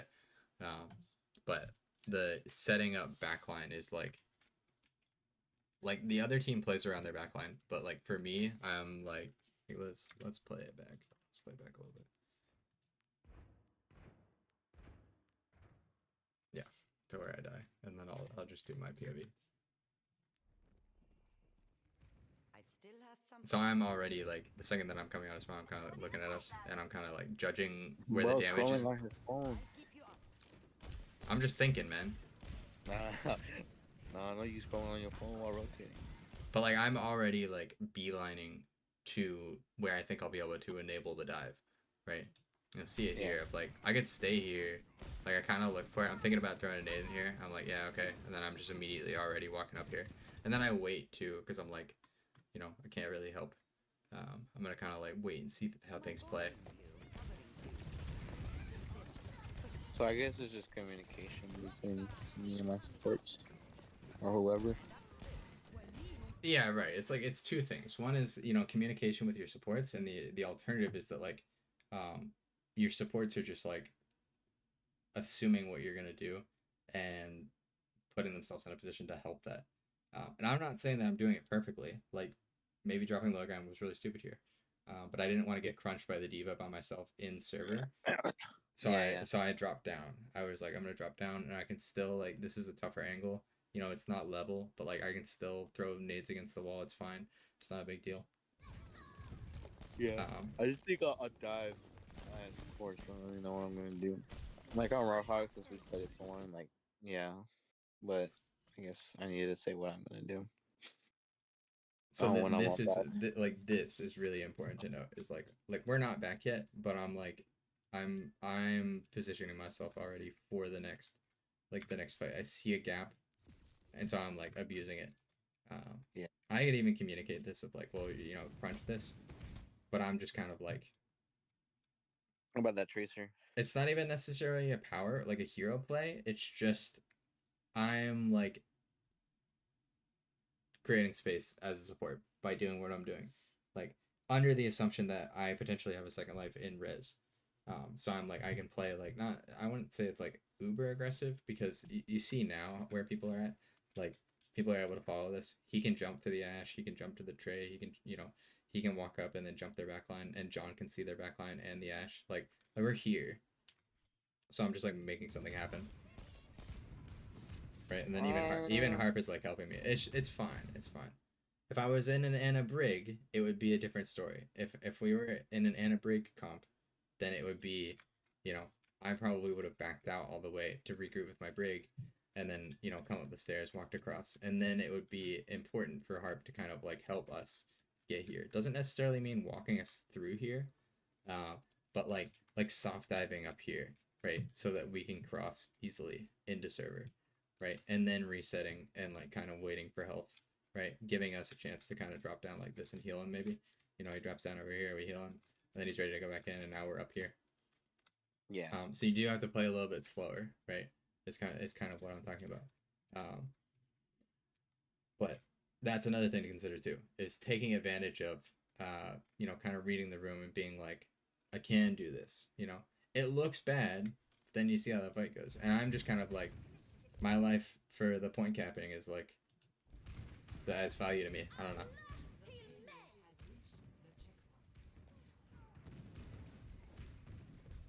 I'm trying to remember how last went.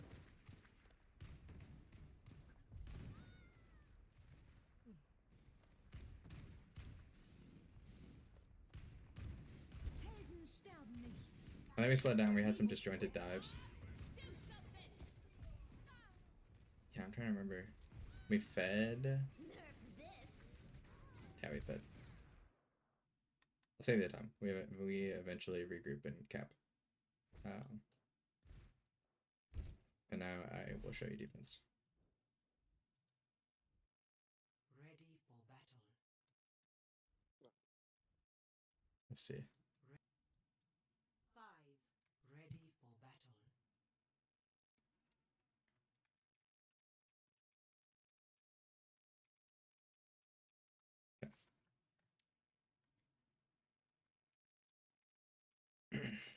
Now, I will say that when it comes to defense, something that I didn't mention on that when I was watching your map, because they weren't playing. Oh, that's perfect. They're also on Anna Brig Ball.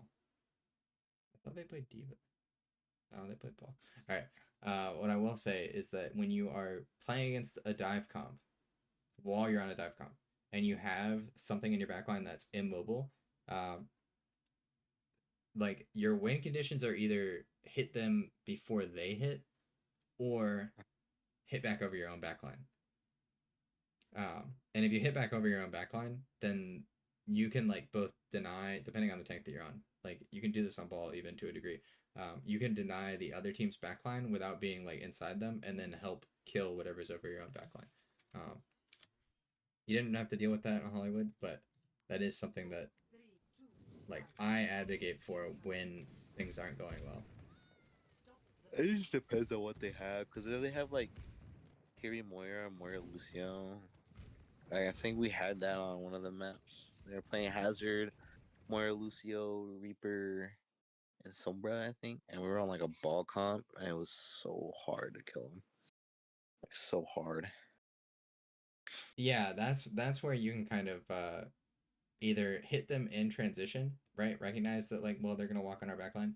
That's gonna happen. You can hit them in transition or wait for them to get to your backline, and then like they'll use cooldowns to get there. So either in transition when they're using cooldowns, right? They're using amp at least, or once they've already gotten to your backline, they probably used amp plus something, and then you trade. That's probably going to end up being a trade situation. It's going to be very difficult. In that, like if you have an Anna Brig ball into Moira Lucio or Kiri Lucio, insert whatever tank, doesn't matter. They're on a rush comp because they're on Kirilu or they're on Moiralu.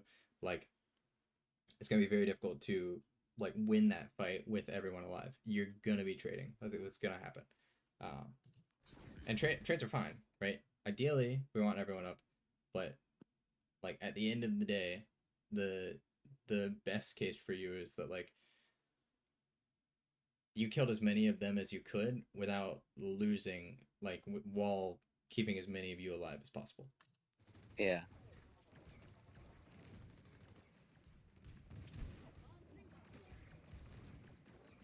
Man. I don't know. They didn't know what to do. I'm gonna be completely honest. On the first fight, I mean, we're still on the first fight, but me throwing the nade against the TP caused. Let me get back to it. Oh, it's like Why is so. Phoenix Here we go. feeding? What's happening here? It happens. It happens. So I'm not feeding. I go peek out and I throw a nade against the TP, like literally just for ult charge, not even thinking about throwing it against the TP. I'm gonna keep this in my playbook from now on of like you can potentially stop a TP play by anteing them and just forcing them to not take it. But what ends up happening is that they get purple and they back up and they don't take the TP, and their TP person switches off of Sim before they get a chance to take the TP, and then their Anna Brig is just like standing on low ground. But this is like, this is where, you know, you almost just wait for this or find another way to get your backline set up here. Like that was what I was talking about with you guys, is like setting up your backline is like super important, right? You're on the ball comp, you want to get your backline in a position where they're like safe and they're able to play on whatever you're hitting, right? Let's say you're hitting here.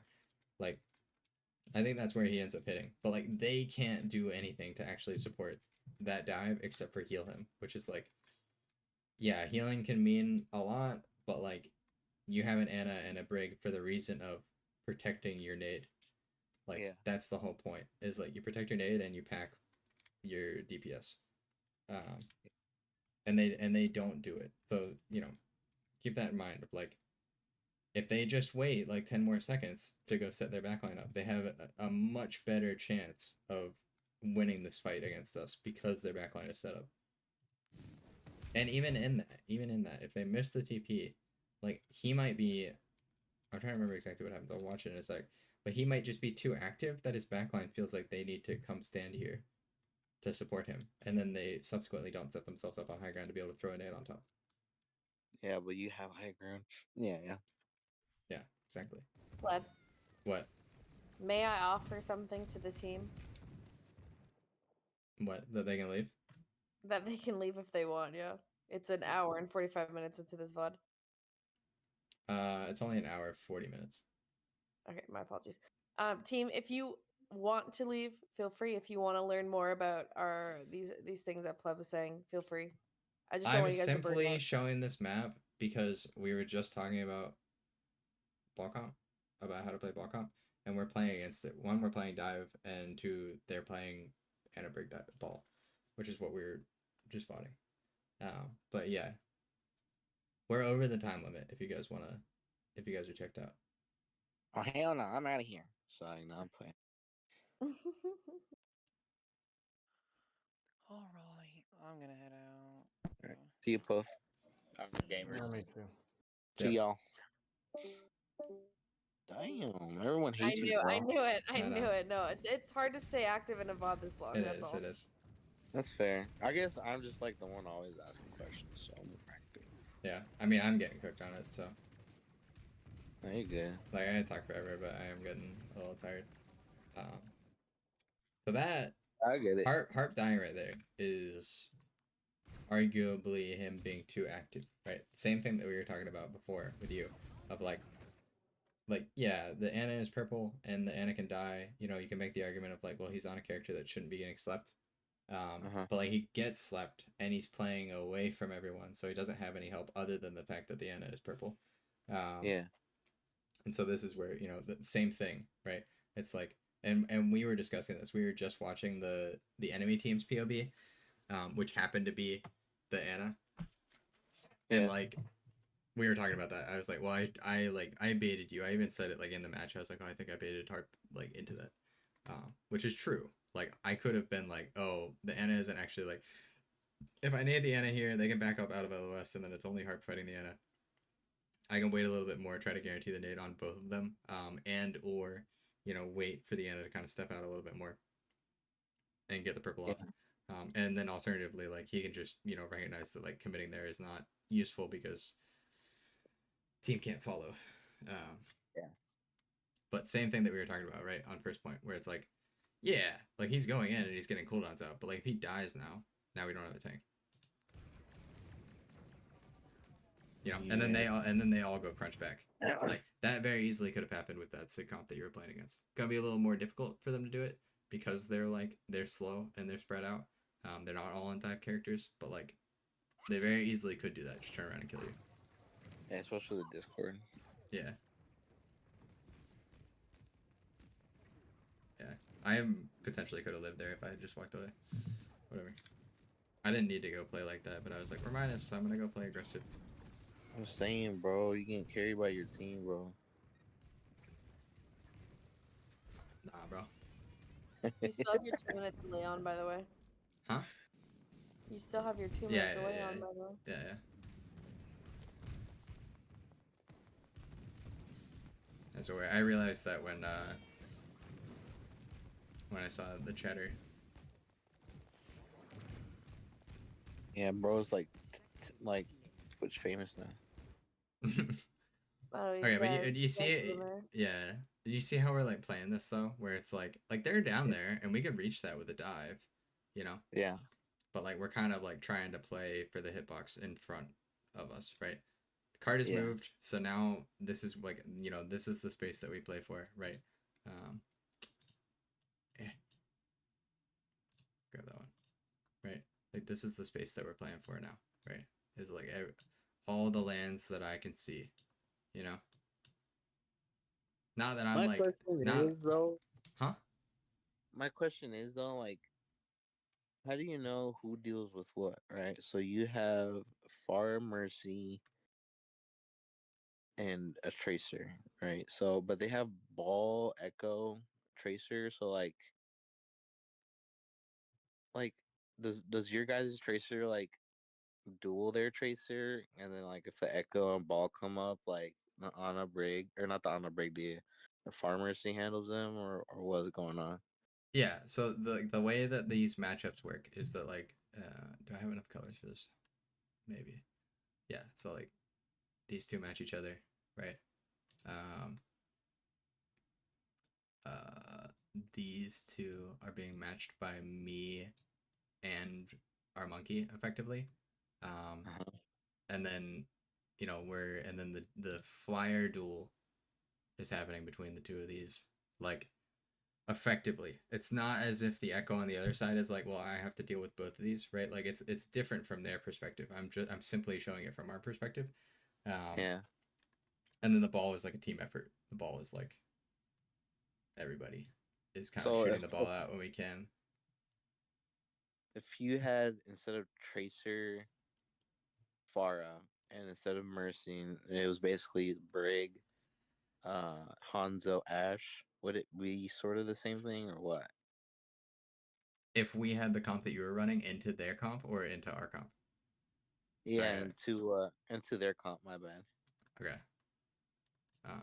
Sorry, I got lost in thought a little bit while you're talking. So, like, Like, if if it was their comp versus, like, what'd you our say? comp. Serb's comp Okay, versus their comp. yeah. So, like, yeah, your comp into their comp, it would be like Ash would be dealing with the echo probably. Uh-huh. Hanzo would probably be the one that's kind of like marking Trey to a degree, Tracer and ball. yeah, Trey ball, and then I don't know, it plays differently, right? Because you have the Anna brig. The whole point of the Yeah, so brig Anna Brig is to prevent the ball Trey from getting yeah. purchase, like all of them to a degree. But I mean, it functions differently comp to comp, right? Because at the end of the day, it's not even so much that, like, I'm the one that's like has to mark Anna Brig with my Uh-huh. monkey. Like, it very easily could be Monkey and Trey are marking Anna Brig, and like I'm kind of keeping the ball at arm's length, um, while our Farah is like kind of spamming everybody, or like like maybe I'm dueling the Echo and our Trey is dueling the Trey, and then our Pharmacy and Monkey are dealing with the backline, you know. Oh, so it just depends on how you want it to function. Yeah, Yeah, I think the way that it most. ends up breaking down is that, and I think it's like a level of experience thing, where it's like I've played so much of the game that I'm kind of shooting priority. Like, if I can see the ball and that's all I can see, I'm taking his health off. But I'm also like kind of keeping my eyes open for where their backline is, right? Because that's where my nade is going to be most useful, is on the Anna Brig. Anna Brig purpled is like, that's a dead Anna Brig. You know what I mean? Or it should be. Um, but then same thing is like, if I see the echo, I might try to poke them down. But then I'm kind of also like we go to like my POV. Eh, why is it? Okay, here we go. Right, we'll just play I this think back. to make, if you don't mind me jumping in for a second, I think most of the time how it plays out for our team is on this particular comp, our tracer marks their tracer and also contests point. Like, our tracer is the person making sure that they're not pushing cart, or we are pushing cart the most. You know what I mean? And Yeah. then a lot of our hits happen for one of two reasons. One, pleb hits an 8 on the back line, and then we engage off of that. Or two, um, our Winston calls who he wants to dive on, whether that be an echo that's low or the backline that isn't hit with a nade, and then our Farah would follow up with that. When I'm damaging Farah, you know what I mean?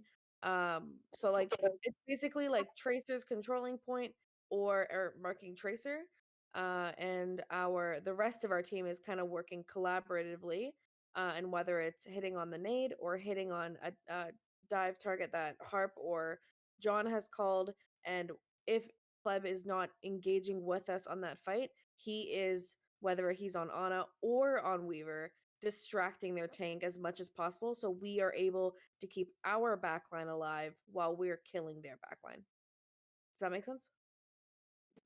Yeah. Yeah, because we played another iteration of this, because On Esperanto, we I'm played pretty this sure. comp but with a Weaver. Yeah, well, that one's a little different because I start Anna and then switch Weaver if it's like going poorly. I'm pretty sure well, I guess we played Esperanto recently where I just came out Weaver to begin with. I was just like, fuck it. But this map in particular, I believe that we played Gibraltar a few scrims ago where I played Weaver the entire time, and you played Anna instead.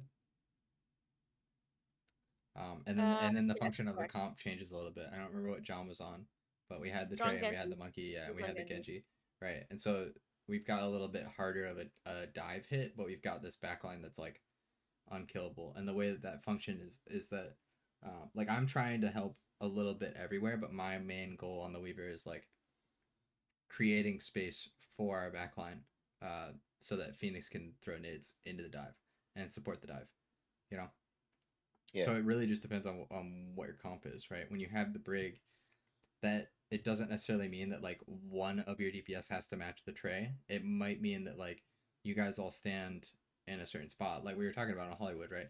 Playing back, but like, and then you know if your back is gonna play where they play, then you want to hit in front of that. And the reason for that is that like when you're all together, it becomes less of like a, oh, your Ash marks the tray or your Hanzo marks the tray.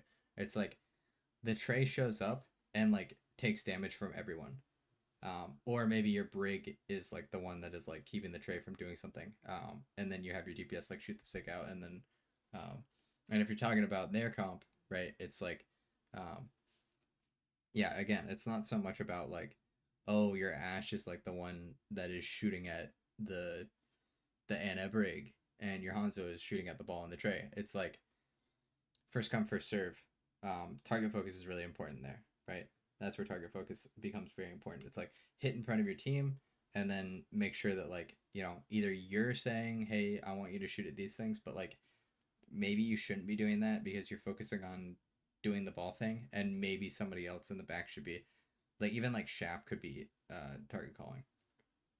Shaq could be saying like, "Hey, we need to shoot at such and such," but very important to note too that if you are like pulling these comps off well, like if it's the comp is being played fluidly, generally you're not seeing 5 people at once.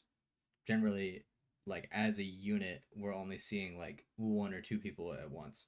And if we play fast enough, then that's all we ever see. And so the target focus doesn't even like become a factor because it's like, oh, like we're, you know, the ball is like trying to rotate somewhere and he's taking damage from everyone, so he's forced out. Right? You see the fair rockets are going in there, like Harp is shooting Yeah. at him. Then I'm like, I'm throwing it on their back line to like, one, try to get a purple on the supports so that maybe they can get killed, but also like just, I think this is kind of slept on, throwing the purple to like kind of slow them down. Yeah. If that makes sense, right? It's like I didn't even purple important people, but like the Trey got purple. The Trey can't play the game now, you know. Yeah. That forces things to happen.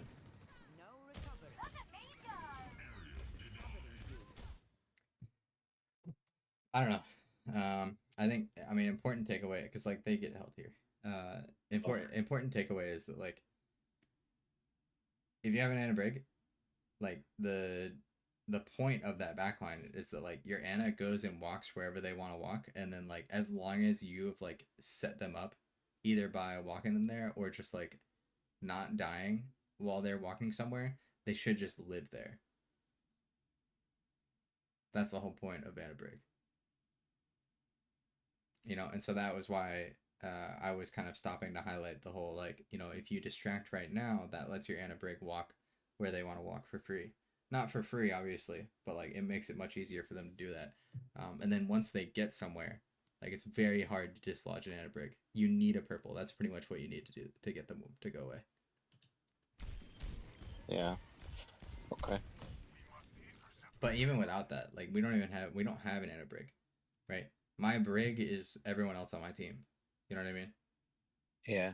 Like, and you know, and I get set up somewhere. Like if we play this right, like I get to just sit here and scope in, like I'm doing. You know? Yeah. Yeah. Oh. Man. Cerb can be quick, bro. They can. You guys are getting there. And then watch y'all go like that diva quit special. Oh, we did something crazy on Midtown. I wasn't gonna show that though. I was gonna show, just real quick. I realize it's 10 o'clock now. But Yeah, I just wanted to show, our brawl. Elena. They're playing. Y'all playing Ram.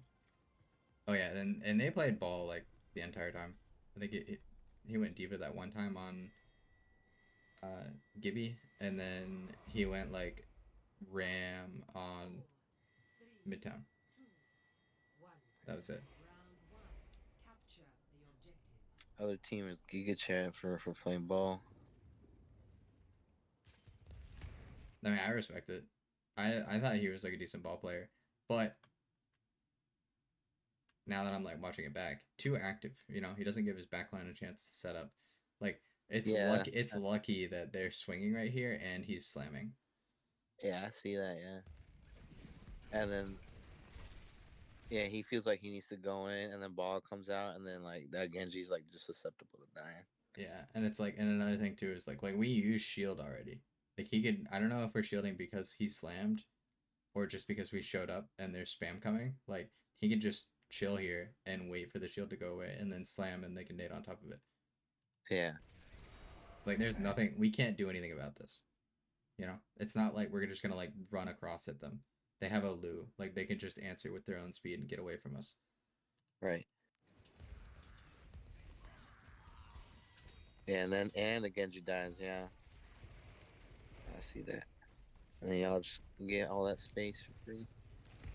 That ball can't even come in no more. He's just been low the whole time. Yeah, and I'm just sitting here marking him too. Like, yeah, I see that. But the other thing too is, and I just wanted, this is the last fight, and then because this is just how the rest of it goes.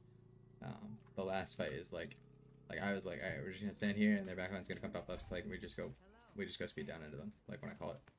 And the condition that I was waiting for is him doing this shit. Like I was like, you know, he comes and does what he's gonna do, and their backline will be like 2 seconds behind him. The second that he's like actually ready to play the game, their backline will be coming up. I'm like, I'm just waiting for him. I'm like, all right, yep. Oh. And it's even like a little late. I could have gone a little bit earlier, but like that, it doesn't matter if we lose people here because they die and they like it's fine. Like, Yeah. it's scrappy, but like we're gonna win that.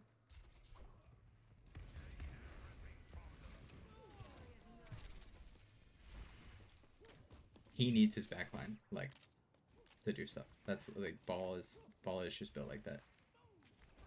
I'm trying to think of a comp where like, I guess the one thing that you could say is like if he had like a Lu Kiri, for example, he still needs his backline to do stuff. It's just that the function of the backline changes. It goes from being like an aggressive backline to being like an unkillable backline. So instead of him going in and getting cooldowns out, it's like the other team tries to go on the Kiri or the Lucio because they're like, that's the only thing that we can kill. And then that subsequently gets cooldowns out and then the ball gets to play the game. Yeah. But they don't go for that. They go for the Analu. But yeah, I mean, you just gotta fucking wait for your backline. If you're like, especially if you're playing a ball, like it's true of like all the dive characters of like you need your backline to do stuff. So like you should either help your backline get into a position or at the very least like wait for them to get somewhere. But it's especially true on ball because of how quick he is. Like, and I think you get it already, but I'm just gonna play it back from the doors opening so you can see like he moves so quick, and you'll just get to see like where he is by the time that his backline shows up, right? Yeah. So the doors are like he's like Uber ahead of him. Doors are like here and here. And the reason that Genji died is because he felt like he needed to go in while the ball went in. Yeah, right. Right. So he's like forcing stuff from people. Yeah. Ready for battle. Okay. This is where the doors are. 2, 1. Round 1. Capture the objective. He even fucked up his movement too. He ain't even a real ball player. All right. See? So like his Ana is like just walking through the door. The Lu even kind of left the Ana out a little bit. But like his team, like he wants to hit here, but like his team can only play for like the Soj can only see like this way and like this because there's the thing. So I guess the Soj can see like this a little bit as well. And then the Genji can see through it, but like the Ana can't see shit right now, and like the Lu can see it, but like that's not, you know, you're taking an Ana, you want to be able to play for a nade. Yeah. You know, and then the Ana finally is there, but like it just doesn't matter because the shield's already out. Yeah. And And then boom. and then they like don't rotate away. They have the speed to rotate away, but they just kind of like stand there. Yeah, and they're just all kinds of disjointed. Yeah. Like even though they get pick on Phoenix, like that still wasn't even worth it. So the amount of resources that took from them just for The like objective is a Yeah, dive right, that was right. so early. The longer that they, because they're on a dive, so they want to end the fight quickly. The longer that they take to actually get purchase in the fight is like the more likely it is that they've already lost. Yeah, Yeah, exactly. exactly. Um, and then just to give you an idea of, we used to play ball here, and the way that we would play it was we had an Anazen soldier tray ball. Uh-huh. Trying to remember if we were still doing that in Overwatch 2. I think we were. Maybe we had a Diva as well. But whatever. We would have our Ana Zen come here, and like our soldier play here, and then and then just like fight across, and that would involve like the ball kind of being like slowing down and like not hitting until we were the other side. But it all just comes down to you gotta play for your backline to get into position when you're playing that ball comp. Yeah. Yeah, I get it now. It's probably just time to learn how to do that. Yeah, yeah. I mean, and it's like relatively simple. It's like, either you're like, I want to hit here, like, are we ready to play for that? And then you get a response of like, no. Or your teammates are like, I want to go here. Can you like wait for that or help me? Um, I hope I like drilled that into the set your backline up. Yeah. I know the VOD kind of came down to you're on a new character, but Oh yeah. No, I think it's helpful because like we for real don't even play dive, bro. Like, and it's hard on ball, especially on ball. Like, ball is like a hard character, bro. It's like once I get the basics down, even though I'm trying to focus on my mechanics, like I'm gonna try my best to just focus on the basics, like setting up backline, just like the basics of dive, and then I can focus on my mechanics. I think that'd just be a lot easier. yeah. And to be fair, I think that's the same way that we started with the hog comp. Was I think we had a little bit of a head start doing the hog comp because we were just like everybody was just playing comfort, so everybody knew their character already. And I can't like Yeah. I can try to help you with the ball, right? I can try to be like, oh, maybe you can do this, maybe you can do that, but like I can't really. You just kind of gotta like do shit and be like, oh yeah, I see, like this works for me. But yeah, it's like the hog comp. It was the same thing. It was like we want to start fights, well, and that requires like being in good positions at the start of the fight where we want to fight. Like where do we need to stand if we want to fight here? Ball comp's the same thing. It's a little bit different, but it's like it's effectively the same thing. Where it's like instead of being like we want to fight for this, so I'm gonna stand here. It's like I want to hit here, so we need to stand here. So it's like Yeah. not exactly the same thing, but it's like pretty similar. Um, and that's where I think, you kind of being like, I think my mechanics will let me hit here, and then being like, I want to hit here. That will make things a lot easier because then people will be like, oh, okay, like you're trying to hit here, so I need to go stand here. I think to be able to follow up on that, and then that will make it easier for me to be like, the timing, or we stood a little too wide. Yeah. But as it stands right now, it's like, all I can say, especially about Hollywood, is like we never set our backline up. We had like one fight where Puff finally was like, "Can we get a Lucio?" Or maybe Shap said it, like, "I'm gonna go Lu." Uh-huh. And that gave us a chance to like finally get our backline into a spot, and then we still like didn't, we didn't wait for it. But Yeah. I It don't was, know. it was just like we didn't plan for that TP, and also like I went in way too early, and then that caused them to like look back at my back line, and they were like, "Oh yeah, let's go TP over there." And Yeah, once I went exactly. back, it was like literally 2 freaking seconds, bro. 2 seconds. It's a and- long fucking time, man. You go in 2 Uh, seconds early, you get forced out. What, like, they got nothing else to look at but the people that are standing on the opposite high ground. Yeah. That's how it goes. But you guys will get there. Deep, bro. It's fine. Kind of crazy how much we progressed in like a year, bro. Yeah, I agree. Like, freaking a whole year just playing. We weren't even consistent either. We were just like we taking breaks. Yeah, off and on. Yeah. Can't believe I've been playing Hog for a whole year, and well, that's how hard Hog is. It's taken us a whole year to like even remotely like beat meta comps, and we're still struggling sometimes. Yeah. As a, I I mean, I have run into the same issue though, where like, I felt like we we were like, we need to play a brawl comp. We were playing a bunch of dive, and we were like, well, we need to play a brawl comp on some of these maps, and Yeah. and I was like, well, my condition for that is like, if I'm gonna be stuck on like either Lucio or Kiri, then like I want to be. I don't remember exactly what the conversation was. Was it me being like, I got a fucking shot call, or people were like, well, we want them to shot call. I don't remember, but anyways, like me shot calling in the brawl comps now is like, that is a learning curve. That skill had like fallen off for me, and now I'm encountering the same point that you guys are at, where you're like, you know how to play your comp, but you see different comps, and so then you have to be like, you know, it's like the tank that you're playing against is really important, but like what's behind the tank changes things too, and so then you have to kind of like do, that problem solving, that quick problem solving, where you're like, well, they have this and they have that, and this is their strength, this is their weakness, like we need to do this and that, and it changes like map to map as well.